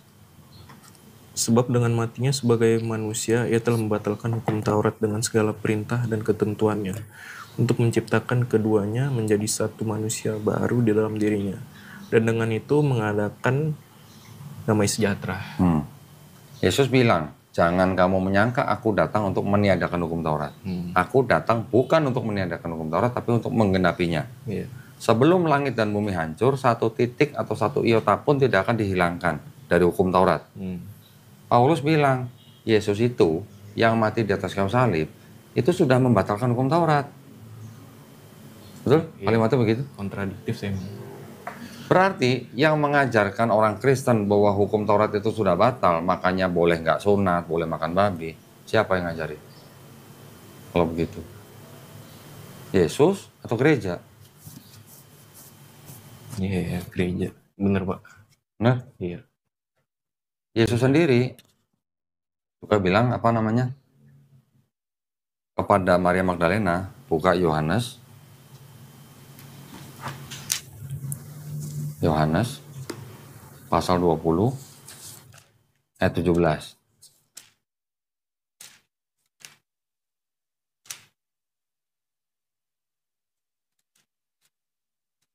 Ayat 17, kata Yesus kepadanya, "Janganlah engkau memegang aku, sebab aku belum pergi kepada Bapa. Tetapi pergilah kepada saudara-saudaraku dan katakanlah kepada mereka, bahwa sekarang aku akan pergi kepada Bapakku dan Bapamu, kepada Allahku dan Allahmu." Yesus bilang, katakanlah aku akan pergi kepada Allahku dan Allahmu. Berarti Yesus punya Allah? Allah Bapa. Iya, Bapa. Iya, Berarti Bapa. kan Yesus menyebut Bapa itu sebagai Allahku. Iya. Ya kan? Iya. Dan Allahmu. Allahmu ini Allah siapa? Allahnya murid-muridnya. Iya. Berarti Yesus punya Allah yang sama dengan murid-muridnya kan? Kepada Bapakku dan Bapamu, kepada Allahku dan Allahmu. Berarti Yesus punya Bapa dan Allah yang sama dengan Bapa dan Allahnya murid-muridnya. Betul? Betul. Apakah menurut Ridwan, Yesus itu Tuhan, punya Tuhan? Harusnya sih enggak. Harusnya enggak. Iya. Oke, nanti teologinya pendeta, Yesus itu Allah sendiri karena dia adalah firman-Nya Allah yang menjadi manusia. Selama dia jadi manusia, ya dia mengajari bangsa Israel untuk menyembah Allah. Ya kenapa Yesus nggak bilang, kenapa kamu nggak menyembah aku aja gitu? Aku ini bagian dari Allah gitu. Iya. Aku adalah firman yang menjelma jadi manusia. Gitu. Karena banyak doktrin gereja bilang 100% manusia, 100% Tuhan juga. Betul. Gitu. Tidak menghilangkan keilahiannya dia Betul. saat dia menjadi manusia. Betul. Yesus dianggap punya sifat ganda. Iya. Atau dui natur. Sepenuhnya manusia, sepenuhnya Tuhan. Itu diputuskan atau ditetapkan di dalam konsili Kalsedon tahun 451 Masehi. Lebih dari 400 tahun setelah Yesus diangkat, baru ada konsep itu. Ya, jadi itu adalah keputusan gereja gitu. Konsili Kalsedon namanya, tahun 451. Kalau disebut Yesus punya sifat ganda, manusia dan Tuhan, berarti pada waktu Yesus jadi manusia, dia juga Tuhan kan? Iya. Kalau Tuhan Maha tahu nggak? Maha tahu. Maha tahu. Nah, kenapa Yesus ditanya kapan hari kiamat, dia bilang nggak tahu? Karena saya sedang jadi manusia gitu. Nah, Tuhannya kemana ketika dia jadi manusia? Katanya sepenuhnya manusia, sepenuhnya Tuhan. Sebagai manusia dia nggak tahu, tapi kan dia juga Tuhan pada waktu jadi manusia. Gitu. Kenapa dia ditanya kapan hari kiamat itu? Tidak ada yang tahu. Malaikat di surga pun tahu, malaikat di surga pun tidak, anak pun tidak, hanya Bapa yang tahu. Nah, terus Tuhannya Yesus kemana ketika ditanya itu? Paham maksudnya kan? Iya, paham. Iya juga. Kayak kita kembali lagi tadi ke konsep ketuhanan dan konsep keselamatan. Jadi di Perjanjian Lama, Nabi Musa dan nabi-nabi yang lain tidak ada yang percaya Tuhan itu manusia. Satu.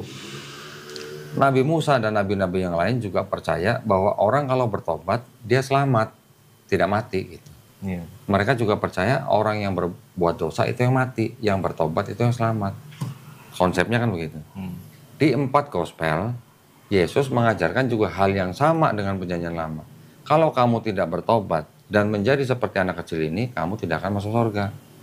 Tapi Paulus mengajarkan, Yesus yang sudah mati di atas kayu salib itu sudah membatalkan hukum Taurat. Kalau kamu tidak mengaku dengan mulutmu bahwa Yesus adalah Tuhan dan Juru Selamat, yang sudah mati di atas kayu salib untuk menebus dosa kamu, kamu tidak akan selamat.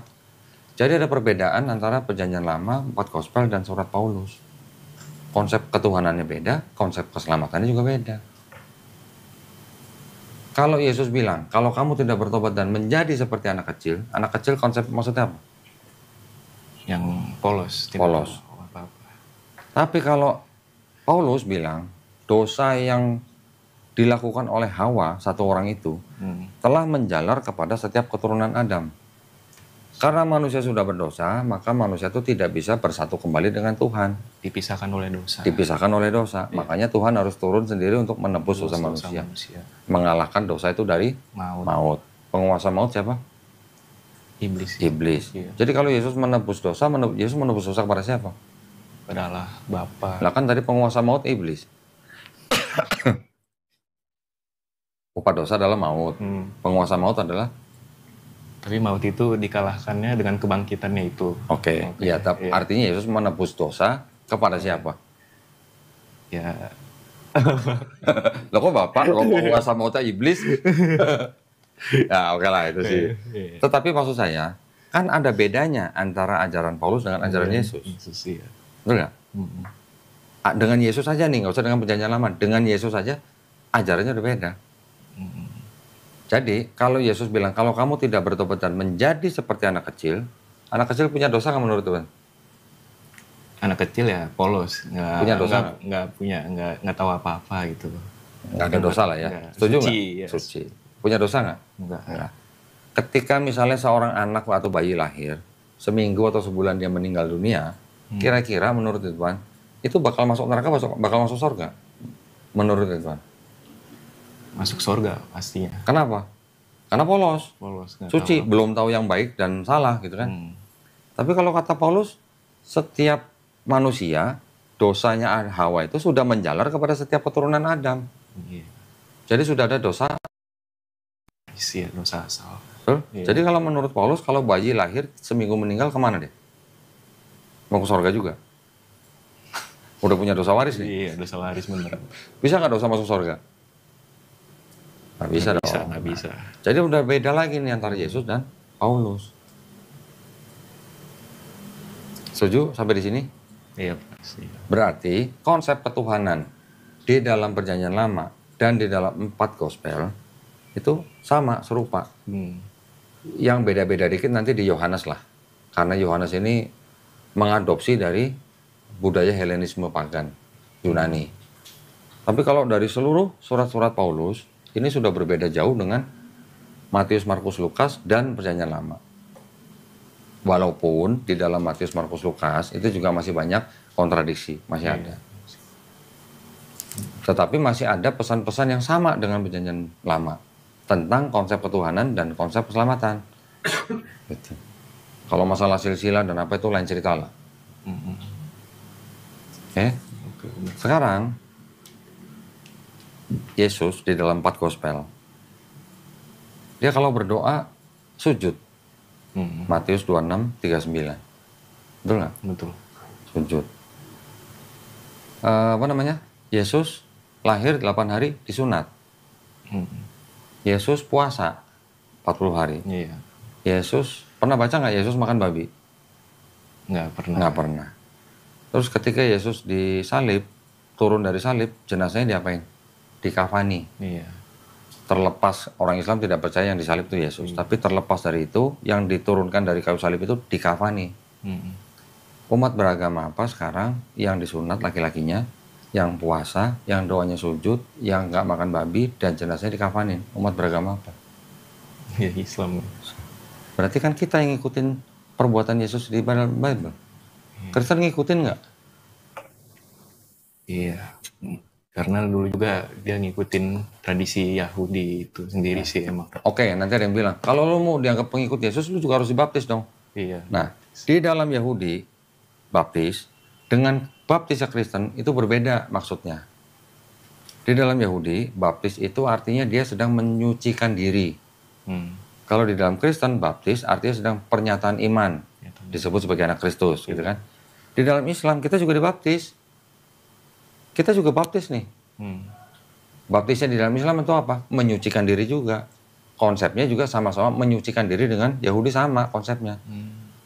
Islam juga menyucikan diri ketika apa? Contoh misalnya ketika dia junub.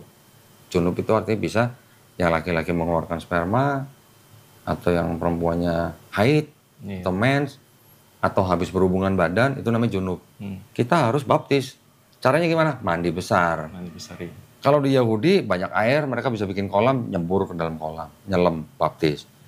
Di Arab Saudi dulu ketika Quran diturunkan, air susah, nggak ada kolam, cukup mandi gitu. Seluruh tubuh kena air, itu sama juga maknanya dengan orang Yahudi baptis. Gitu. Tapi Kristen baptisnya sebagai apa? Sebagai pernyataan iman, sebagai pengikut Kristus. Kan udah beda maknanya. Jadi kalau orang bilang, lo mau jadi pengikut Yesus, lo harus baptis. Kita baptis. Dan baptisnya kita sama dengan baptisnya Yesus, sama dengan baptis orang Yahudi, penyucian. Nah, kenapa sekarang kok malah kelihatannya orang Islam yang mengikuti perbuatan Yesus di Bible dibandingkan dengan orang Kristen? Makan babi? Iya, babi. Doanya sujud atau tepuk tangan, jingkrak-jingkrak di gereja? Iya. Puasa nggak? Puasa. Kadang-kadang. Orang Katolik ada yang puasa 40 hari. Tetapi puasa itu pun juga tidak, istilahnya tidak ketat lah. Bukan kewajiban untuk semua jemaat. Ya kan? Iya, Pak. Sunat? Sunat? Belum. Kita kenapa sunat? Kita sujud. Nah, sekarang ada perbandingan begini. Di dalam Quran surat Al-Hajj ayat ke-77. Bunyinya kira-kira begini. Auzubillahi minasyaitonirrajim. Bismillahirrahmanirrahim. Ya ayyuhalladzina amanurka'u. Wahai orang beriman, rukuklah. Ruku itu apa? Begini, ruku. Ya, itu ya. Wasjudu artinya bersujudlah. Wa'budu sembahlah atau beribadahlah. Robbakum. Ayat itu diturunkan kepada Nabi Muhammad SAW, diperintahkan ruku, diperintahkan sujud, diperintahkan beribadah atau menyembah kepada Tuhan yang Maha Esa, Allah Subhanahu wa taala. Sekarang buka Kejadian 17 ayat 3. Kejadian 17 ayat 3.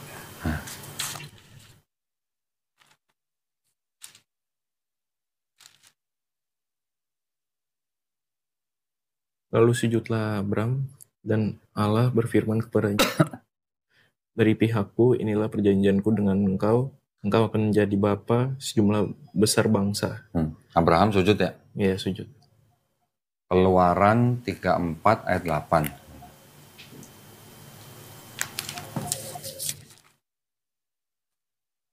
Ayat 8. Segeralah Musa berlutut ke tanah, lalu sujud menyembah, serta berkata, jika aku telah mendapat kasih karunia di hadapanmu, ya Tuhan, berjalanlah kiranya Tuhan di tengah-tengah kami. Musa sujud ya? Iya, Musa juga sujud. Bilangan 16:22.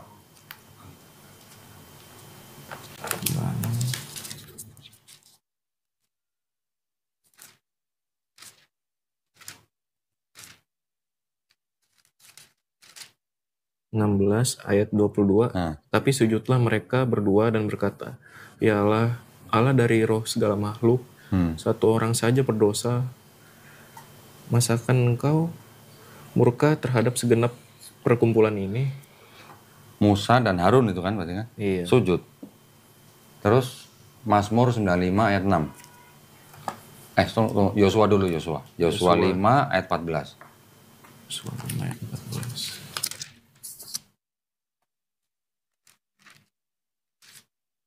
Yosua 5 ayat 14 jawabnya, bukan tetapi akulah panglima bala tentara Tuhan, sekarang aku datang. Lalu sujudlah Yosua dengan mukanya ke tanah, menyembah dan berkata kepadanya, apakah yang akan dikatakan Tuanku kepada hambanya ini? Yosua sujud. Iya. Sekarang Mazmur 95 ayat 6.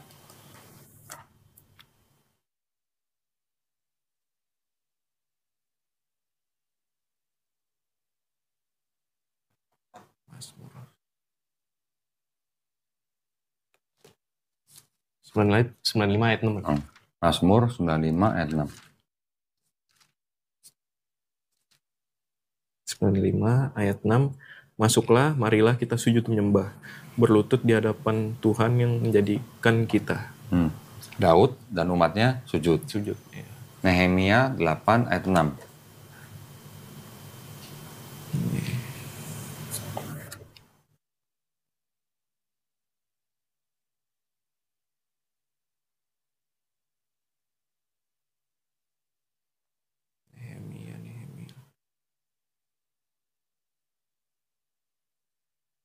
Yeskiel. Sebentar.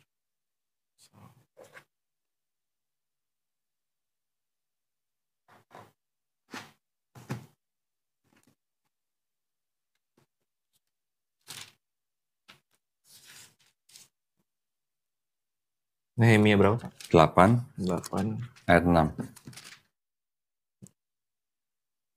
Ezra membuka kitab itu di depan mata seluruh umat, karena ia berdiri lebih tinggi dari semua orang itu. Pada waktu ia membuka kitab itu, semua orang bangkit berdiri. Terus? Lalu Ezra memuji Tuhan, Allah yang maha besar, dan semua orang menyambut dengan amin amin sambil mengangkat tangan. Kemudian mereka berlutut dan sujud menyembah kepada Tuhan dengan muka sampai ke tanah. Sujud. Iya. Jadi kalau Nabi Muhammad SAW diperintahkan ruku, diperintahkan sujud, dan Nabi Muhammad SAW adalah seorang Muslim, Muslim artinya orang yang berserah diri hanya kepada Tuhan yang satu itu, Nabi Muhammad SAW diperintahkan sujud, Nabi Abraham sujud, Nabi Musa sujud, Nabi Harun sujud, Yosua sujud. Yosua juga Nabi. Nabi Daud alaihissalam juga sujud, Nabi Ezra juga sujud. Berarti nabi-nabi yang sebelumnya ini Muslim bukan? Muslim artinya orang yang berserah diri hanya kepada Tuhan. Yang Maha Esa. Berarti Muslim bukan? Iya. Secara akidah, secara keyakinan hati, secara teologis mereka adalah semuanya Muslim. Ya, karena mereka menyembah hanya kepada Tuhan yang Esa gitu. Sama Nabi Muhammad SAW juga menyembah Tuhan yang Esa, yang mana Tuhannya orang Islam dan Tuhannya orang Yahudi itu adalah Tuhan yang sama. Tuhannya Abraham, Ismail, Ishak dan Yakub. Tetapi Kristen apakah juga menyembah Tuhannya Abraham, Ismail dan Yakub tanpa Yesus? Kan Kristen juga selain menyembah Tuhannya Abraham, Ismail, Ishak dan Yakub juga menyembah Yesus sebagai inkarnasinya Tuhan ke bumi. Sedangkan apakah nabi-nabi yang di perjanjian lama itu semuanya percaya bahwa Tuhan itu bisa jadi manusia? Kan enggak. Enggak, iya benar. Jadi ajaran siapa gitu Kristen? Ya, dari konsep ketuhanan yang paling beda emang Kristen. Ya, itu yang paling membedakan tuh konsep ketuhanan dan konsep keselamatannya. Karena orang Kristen tidak bisa selamat kalau tidak mengaku Yesus sebagai Tuhan dan Juru Selamat yang sudah mati di atas kayu salib. Iya. Jadi kalau tidak ada kematian dan tidak ada kebangkitan, orang Kristen tidak bisa selamat. Tapi orang Yahudi dan orang Islam, kita cukup bertobat. Bertobat, ya benar. Ya, cukup bertobat. Seperti ajaran Yesus, kalau kita bertobat, tidak mengulangi perbuatan kita lagi, menyesali perbuatan kita mengendalikan orang kejam, kita belajar berbuat baik, kita membela hak anak-anak yatim, kita memperjuangkan perkara janda-janda, dosa kita, kalau Islam kita sebutnya sebanyak buih di lautan. Kalau orang Yahudi bahasanya semerah kirmizi atau semerah kain kesumba. Bisa putih seperti salju dan putih seperti bulu domba. Orang Islam bilang, walaupun dosa kita sebanyak buih di lautan, kita akan diampuni selama kita bertobat. Sebaik-baik orang, manusia, adalah manusia yang bertobat. Di dalam Islam gitu aja. Jadi ada kesamaan antara konsep ketuhanan dan konsep keselamatan antara Islam dan Yahudi. Iya benar. Tetapi dengan Kristen beda sendiri. Beda sendiri.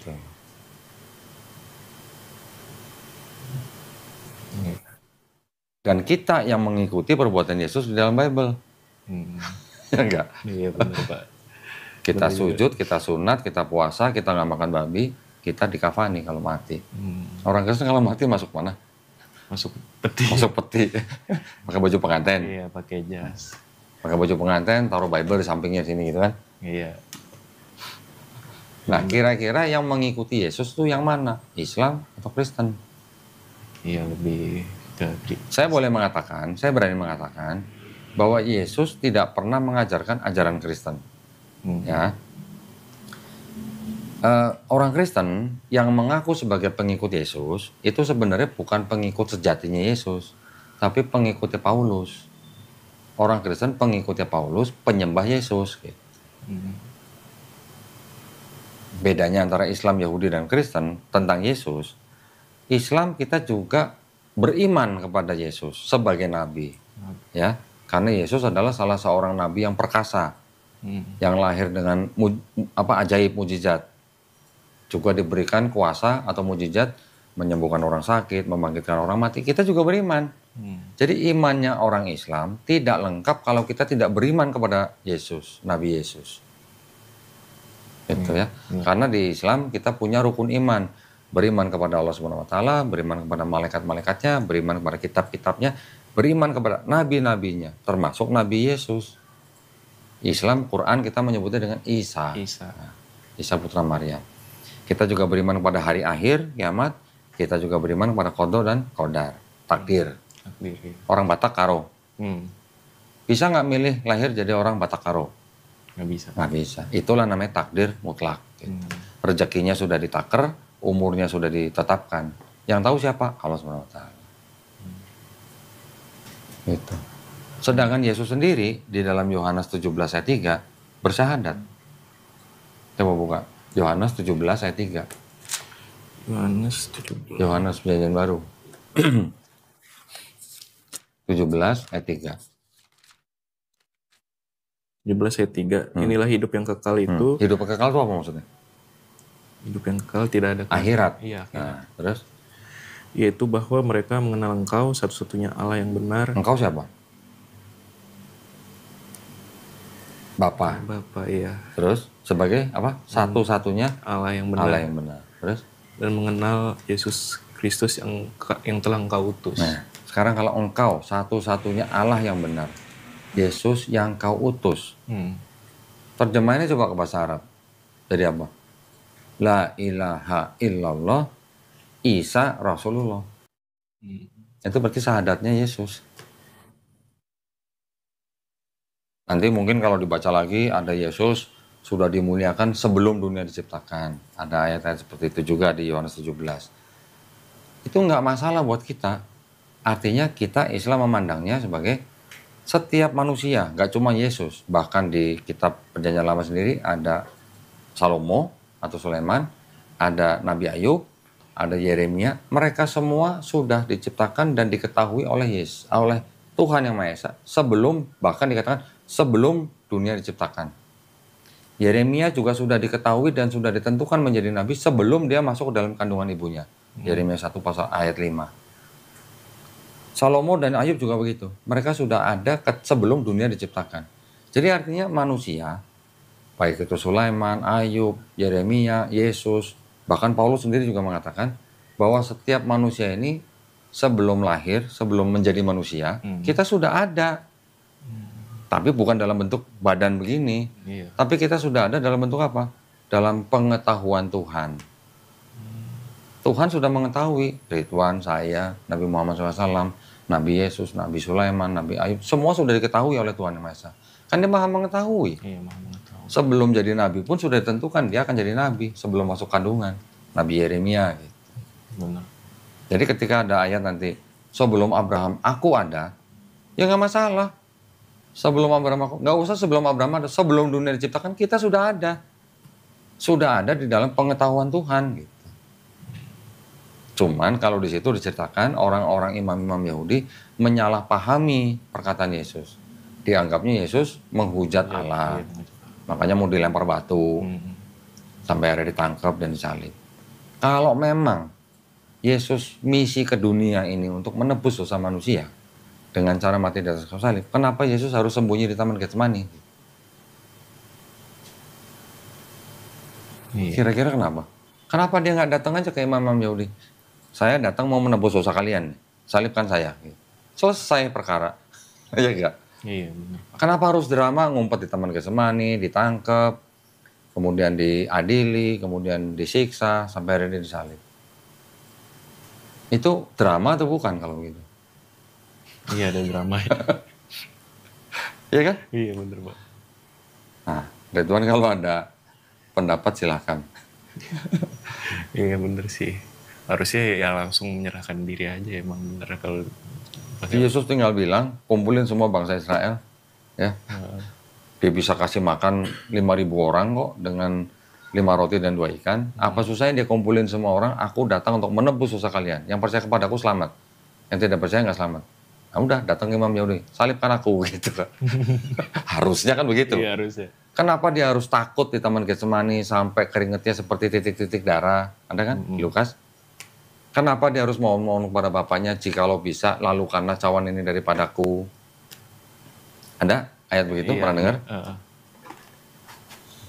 Kenapa harus minta-minta supaya jangan disalib? Cawan itu kan lambang salib. Benar. Jikalau bisa, jikalau mungkin, lalukanlah cawan ini daripadaku. Berarti kan Yesus lagi nego sama bapaknya. Kalau bisa gue jangan disalib dong. Bisa nggak begitu? Boleh nggak? Boleh. Boleh. Karena jikalau mungkin, lalukanlah cawan ini daripadaku. Tapi bukan kehendakku yang jadi, tapi kehendakmu yang jadi.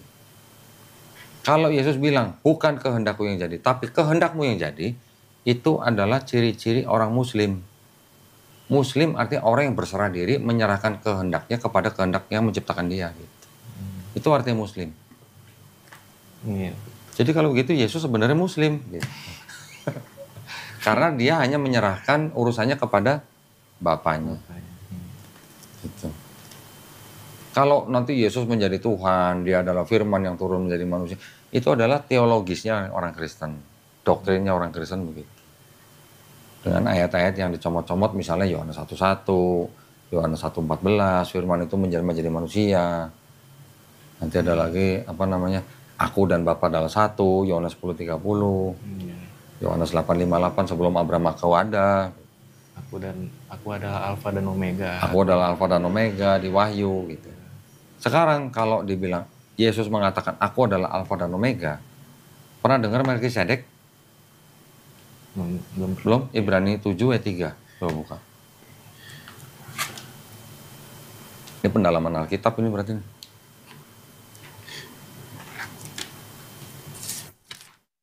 Ibrani 7 ayat 3. Ia tidak berbapa, tidak beribu, tidak bersilsilah. Harinya tidak berawal dan hidupnya tidak berkesudahan. Dan karena ia dijadikan sama dengan anak Allah, ia tetap menjadi imam sampai selama-lamanya. Artinya Alfa Omega itu apa? Aku adalah awal dan akhir. Artinya dia tidak punya awal, dia tidak punya akhir. Iya. Artinya begitu kan. Yesus punya silsilah nggak? Punya. Punya ayah nggak? Punya. Enggak. Nggak punya, iya nggak punya. Punya ibu nggak? Punya. Pernah mati nggak? Pernah, walaupun 3 hari bangkit. Okay. Melkisedek yang itu ditulis. Tidak bersilsilah, tidak berayah, tidak beribu, harinya tidak berawal, hidupnya tidak berkesudahan.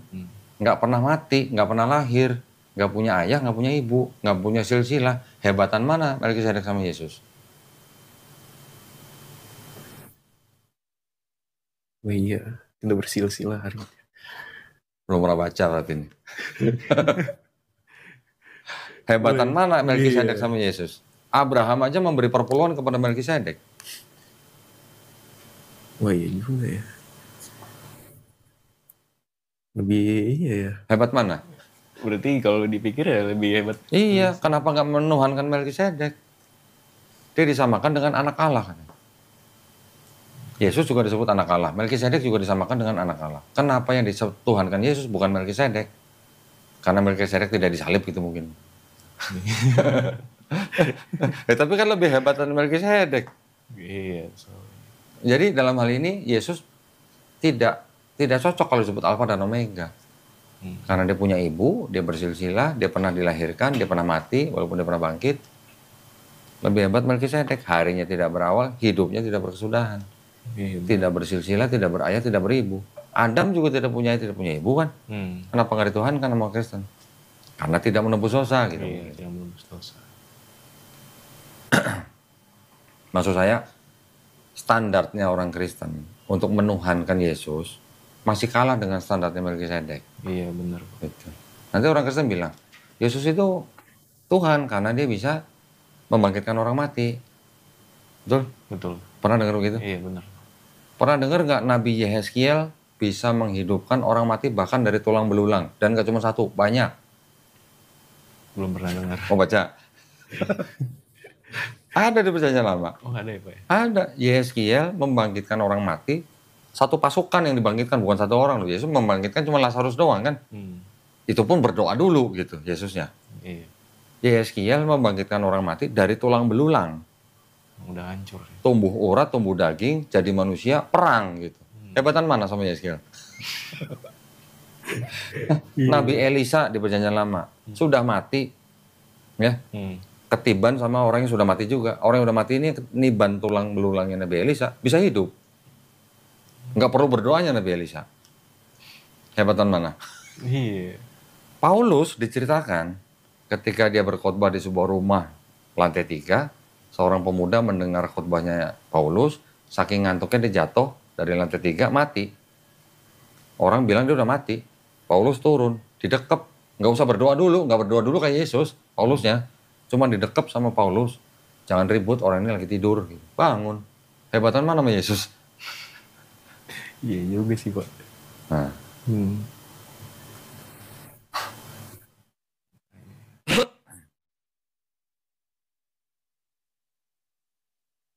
Kita nggak melarang atau nggak boleh mengganggu orang dengan yang percaya dengan Trinitas, enggak. Kita nggak boleh ganggu.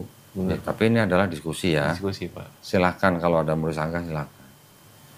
Ya, tapi mungkin mereka bisa melakukan itu, tapi tidak bisa mengalahkan maut kalau orang Kristen bilang gitu kan. Itu mereka manusia biasa, tidak bisa bangkit dari kematian. Mati, ya dia tetap mati. Berarti itu menunjukkan dia manusia biasa gitu, yang dikasih mujizat gitu.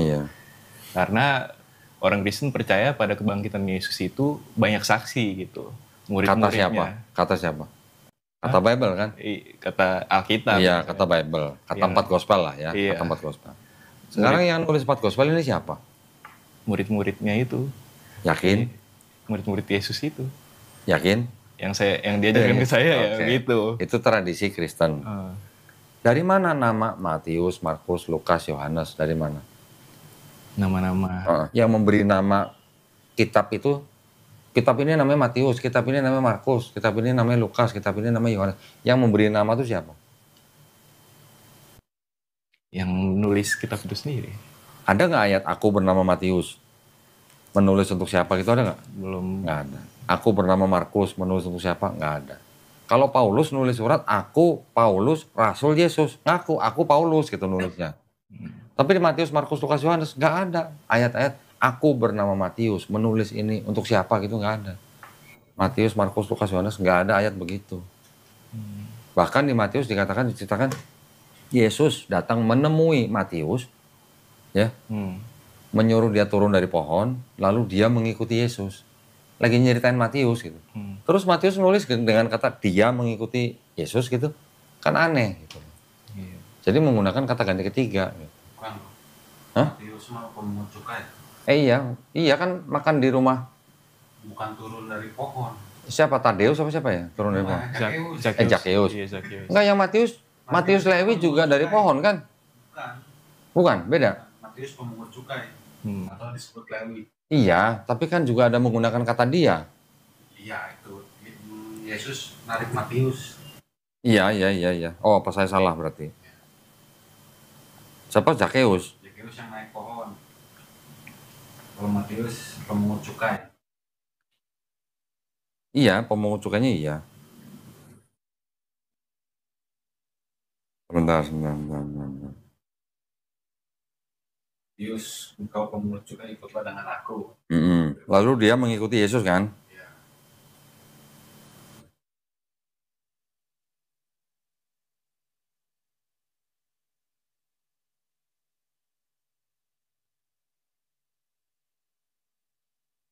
Matius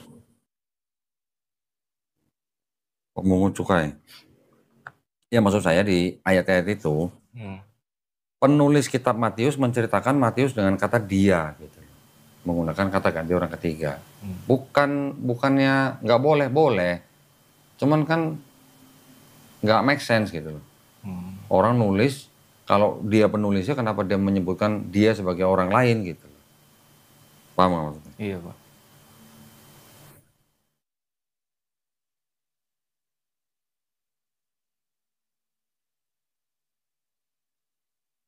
Matius itu bukan yang orangnya pendek ya? Bukan. Orang pendek Zakheus. Zakheus.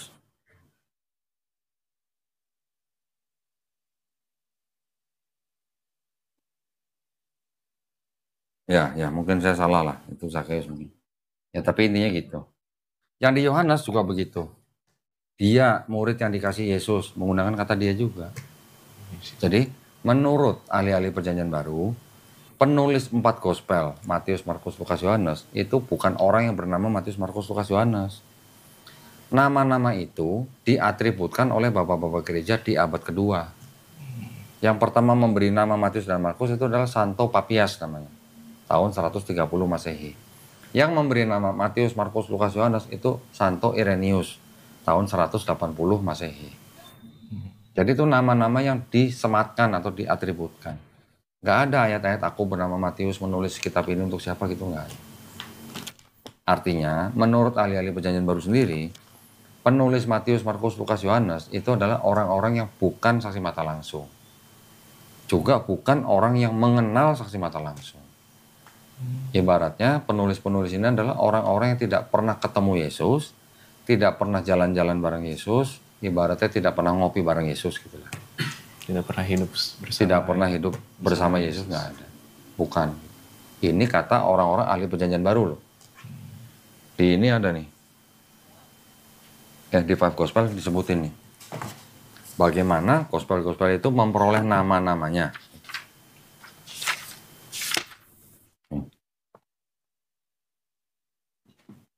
Markus, Matius, Lukas, Thomas, Yohanes. Santo Papias, 130 Masehi. Ini Eusebius yang ngomong. Ada lagi Santo Irenaeus. Nah, tuh Irenaeus. Benar nggak 180 Masehi?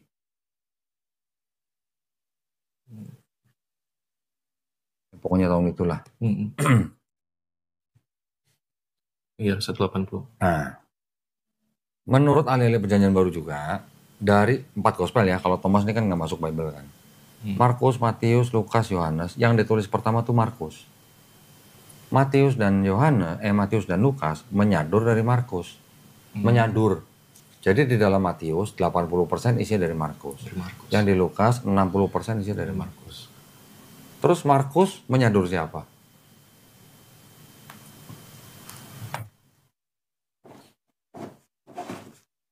Markus menyadur tulisannya orang bernama Homer. Penulis Homer ini yang menceritakan tentang Raja Odyssey. Setelah membantu temannya mengalahkan kota Trojan, pernah dengar Trojan? Dulu ada filmnya ya, Troy gitu kan, Brad Pitt gitu kan. Ada seorang raja diceritakan namanya Odyssey, membantu Achilles menyerang kota Trojan, menghancurkan, kemudian dia pulang ke negerinya namanya negeri Iliad. Perjalanan dia pulang 10 tahun itu yang disadur oleh Markus. Nih ayat-ayat yang sama. Nih gini-gini, Odyssey cerita begini, Markus cerita begini. Ceritanya mirip, cuma diganti-ganti nama orangnya, diganti-ganti nama tempatnya. Ya, ini Markus ya. Banyak lah pokoknya di sini. Markus menyadur Homer tentang Raja Odyssey. Yohanes menyadur siapa? Yohanes menyadur penulis yang namanya Euripides yang sedang menceritakan Dionysus. Dionysus itu anaknya Dewa Zeus.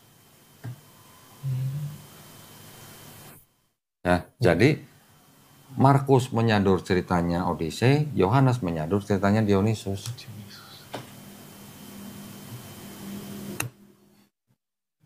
Jadi bukan penulis asli begitu. Bukan soal penulis aslinya. Bener nggak nih firman Tuhan kalau begitu? Kalau ini menyadur tulisan orang, ini menyadur tulisan. Berarti hak saya sendiri untuk mau kapan pun ngasih tahu hak saya sendiri apa ya? Iya. Makanya saya takut publis muka saya ke YouTube, takut keluarga atau teman-teman saya kaget gitu Pak dan memberitahu ke mama saya itu. Kita tidak akan membahayakan orang yang masuk Islam. Nah, kita kan tugasnya membantu bukan membahayakan. Iya Pak.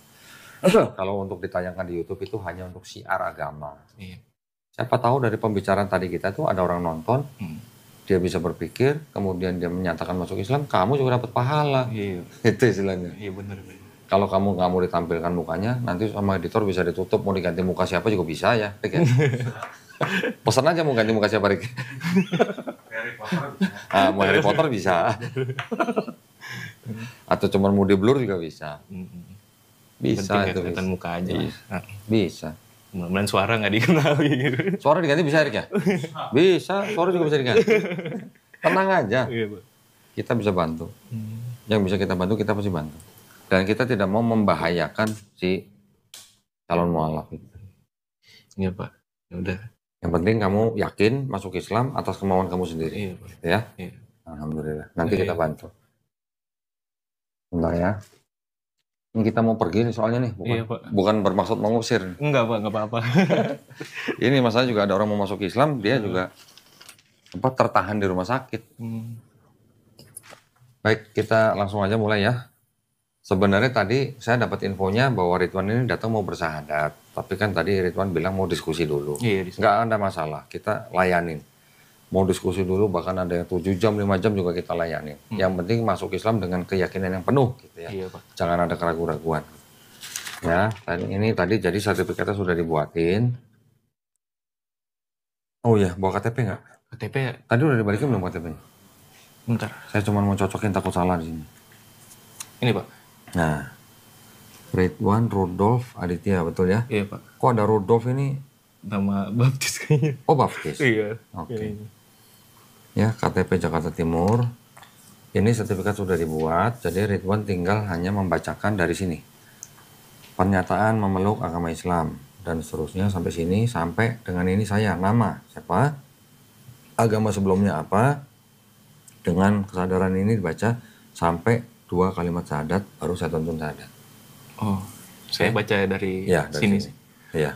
Oh ya. Oke, silakan. Pernyataan memeluk agama Islam sesungguhnya agama yang diridhoi di sisi Allah hanyalah Islam. Dengan ini saya menyatakan surat Ali Imran ayat 19. Dengan ini saya menyatakan nama saya Ridwan Rudolf Aditya. Agama sebelumnya Kristen dengan kesadaran dan keikhlasan sendiri menyatakan memeluk agama Islam dengan mengucapkan 2 kalimat syahadat. Ya, sudah pernah dengar 2 kalimat syahadat? Sudah. Sudah. Tahu artinya? Belum. Artinya kan 2 kalimat syahadat itu kan asyhadu alla ilaha illallah wa asyhadu anna muhammadar rasulullah. Artinya itu aku bersaksi tiada Tuhan selain Allah dan aku bersaksi Nabi Muhammad adalah utusan Allah. Udah itu aja. Itu aja. Menerima nggak artinya itu? Iya. Ya, menerima dalam hati ya, iya. dengan ikhlas dan ridho ya. Iya. Baik, kalau gitu sekarang saya tuntun syahadat. Ikuti kalimat yang saya akan ucapkan dalam bahasa Arab, nanti dilanjutkan dengan terjemahan bahasa Indonesia. Ya. Bismillahirrahmanirrahim. Asyhadu. Ikutin saya dulu, dengerin saya dulu baru diikutin ya. Oh ya. Asyhadu. Asyhadu. Asyhadu. Asyhadu. Alla ilaha. Alla ilaha. Illallah. Wa asyhadu. Anna. Muhammadan. Rasulullah. Aku bersaksi tiada Tuhan selain Allah. Dan aku bersaksi Nabi Muhammad adalah utusan Allah. Alhamdulillah. Udah cukup gitu aja. Sah. Kamu sudah sah menjadi muslim. Alhamdulillah. Ya. Yang perkara nanti selanjutnya kita bantu. Iya. Oke. Sekarang tolong ditanda tangan di atas materai terus nama lengkapnya. Iya.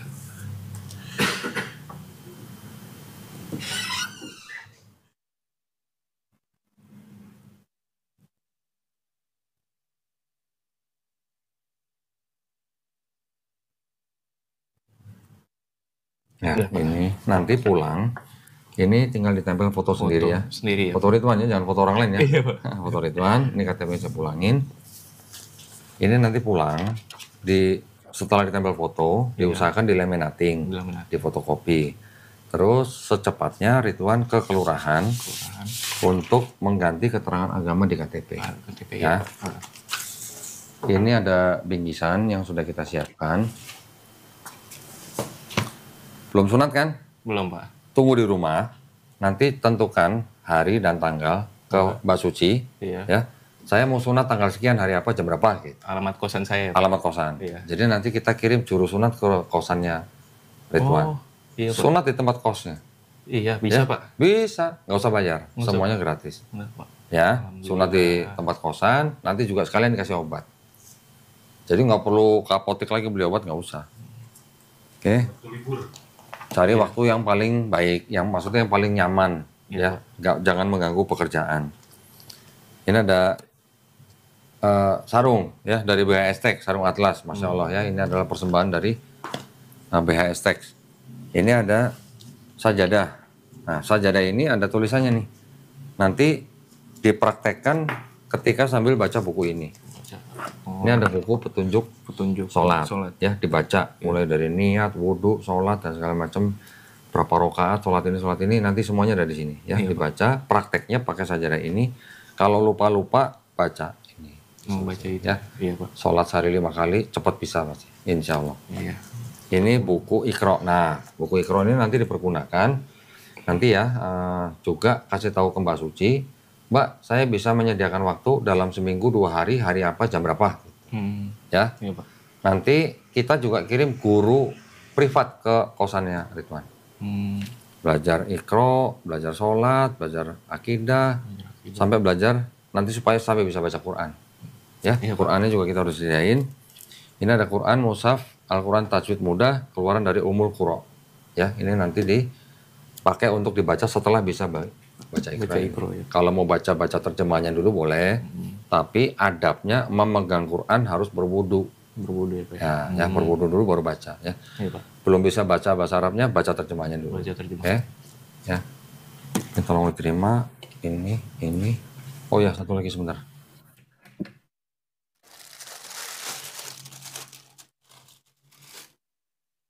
Ada sejumlah uang, jumlahnya nggak banyak, tolong diterima. Ini adalah uang zakat, khusus untuk orang-orang yang baru masuk Islam seperti Ridwan ini. Nggak apa-apa Pak, Nggak boleh nolak, jangan sombong. Nggak boleh Ya, sombong. nanti mau disedekahkan ke siapa boleh. Oh. Ya, tapi ini adalah hak untuk orang-orang yang baru masuk Baru Islam. masuk Islam. Masukin sini ya. Iya Pak. Silahkan nanti mau buat beli apa peci atau apa boleh. Buat editor boleh. Buat editor juga boleh. Ya, Iya Pak. karena mualaf atau orang yang baru masuk Islam itu adalah orang-orang salah satu kelompok yang berhak menerima zakat. Ya, ini saya masukin sini aja ya. KTP-nya tolong disimpan. Oke, ini nanti semuanya buat Ridwan. Ada yang mau saya sampaikan begini. Di dalam Islam, kita memahami bahwa setiap bayi yang lahir, sebenarnya dia muslim, karena dia fitrah. Fitrah itu artinya sifat asal manusia, dia suci, bersih. Muslim artinya dia orang yang berserah diri hanya kepada yang menciptakan dia. Bayi lahir bisa apa? Nggak bisa apa-apa. Dia tumbuh besar karena dititipkan kepada orang tuanya. Ketika bayi itu nanti besar, mungkin dia menjadi Yahudi, Nasrani, atau Majusi karena orang tuanya. Ya. Iya. Dia ibaratnya dikafirkan oleh orang tuanya. Tetapi ketika bayi itu nanti besar, dia mendengar Islam, dan menerima Islam, bahkan dia sampai masuk Islam seperti Ridwan sekarang, sebenarnya Ridwan bukan pindah agama, tapi Ridwan kembali ke fitrah manusia. Ya, jadi jangan bilang pindah agama, kembali ke fitrah. Kalau masalah administrasi boleh disebut pindah agama. Tapi kalau masalah apa nih namanya akidah kita tuh sebenarnya bukan pindah agama tapi kembali ke fitrah manusia. Oke. Satu lagi, setiap manusia yang bukan Islam ketika dia bersahadat dengan sungguh-sungguh dan atas kemauan sendiri, itu sebenarnya dia adalah dosa-dosa dia dari mulai akil balik sampai dia bersahadat itu insya Allah dihapuskan. Dalam Islam kita begitu. Tetapi kebaikan yang pernah dia lakukan dari mulai akil balik sampai dia bersahadat tetap dicatat sebagai pahala kebaikan. Tetap dicatat. Tetap dicatat. Jadi tetap punya modal kebaikan. Tapi dosa-dosa dibuang. Alhamdulillah. Ya, alhamdulillah itu artinya segala puji hanya milik Allah SWT. Ya, jadi ini adalah kabar gembira buat Ridwan. Ridwan sekarang seperti seorang bayi yang baru lahir. Atau seperti selembar kertas yang putih kosong tidak ada tulisan apa-apa. Ridwan yang berhak menulis dengan segala amalan kebaikan, menulis dengan segala ibadah yang diperintahkan, ya, isi semuanya dengan kebaikan untuk modal kita kembali ke Allah SWT. Ya, insya Allah setiap ada pertanyaan atau ada masalah yang berhubungan dengan kemualafan Ridwan, jangan ragu-ragu, jangan sungkan-sungkan hubungin Suci atau saya. Oke Pak. Kita pasti bantu. Baik Pak. Ya, urusan itu semua. Sunat nanti janjian sama Suci. Yang sunat bukan suci ya, nanti kita kirim guru ya. Belajar apa namanya Iqra juga seminggu 2 kali, setiap pertemuan 90 menit. Itu juga nggak bayar, dari kita semua yang bayar. Pokoknya harus sampai bisa baca Quran. Iya Pak. Janji ya? Iya janji Pak. Alhamdulillah. Baik. Kalau gitu terima kasih banyak ya perhatiannya atas perhatiannya buat para pemirsa. Buat para pemirsa juga yang ingin membantu perjuangan dakwah kami, bisa mengirimkan ke Bank Muamalat dengan nomor rekening 30 30 300 300. Waduh, keren ya. Atas nama Yayasan Garda Mualaf Indonesia. Insya Allah partisipasi para pemirsa diterima di sisi Allah SWT sebagai amal jariah ya. Amin ya rabbal alamin. Baik, kita pamit undur diri. Oh ya, sebelumnya kita doa ya. Iya Pak. Ridwan sebagai orang yang dosanya sekarang 0, nanti tolong doain saya, doain teman-teman, doain penonton. Dosanya 0. Dosa saya udah banyak. Dosa kita teman-teman di sini udah banyak. Dosanya Ridwan hari ini 0. Jadi kalau orang dosanya 0 pasti doanya dikabulkan. Ya, doain saya, doain teman-teman, doain penonton supaya kita semuanya istiqomah. Istiqomah itu artinya kita konsisten. Dan juga doakan kita semuanya husnul khotimah. Husnul khotimah itu artinya mati dalam keadaan baik atau mati dalam keadaan muslim. Ya, doain kita semuanya dilindungi dari rahmat Allah Subhanahu wa taala. Oke.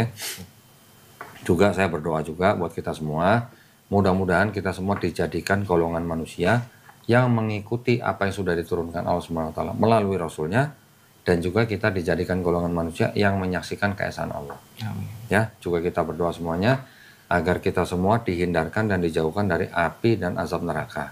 Ya, amin ya rabbal alamin. Baik, kalau gitu kita pamit undur diri. Terima kasih banyak atas perhatiannya.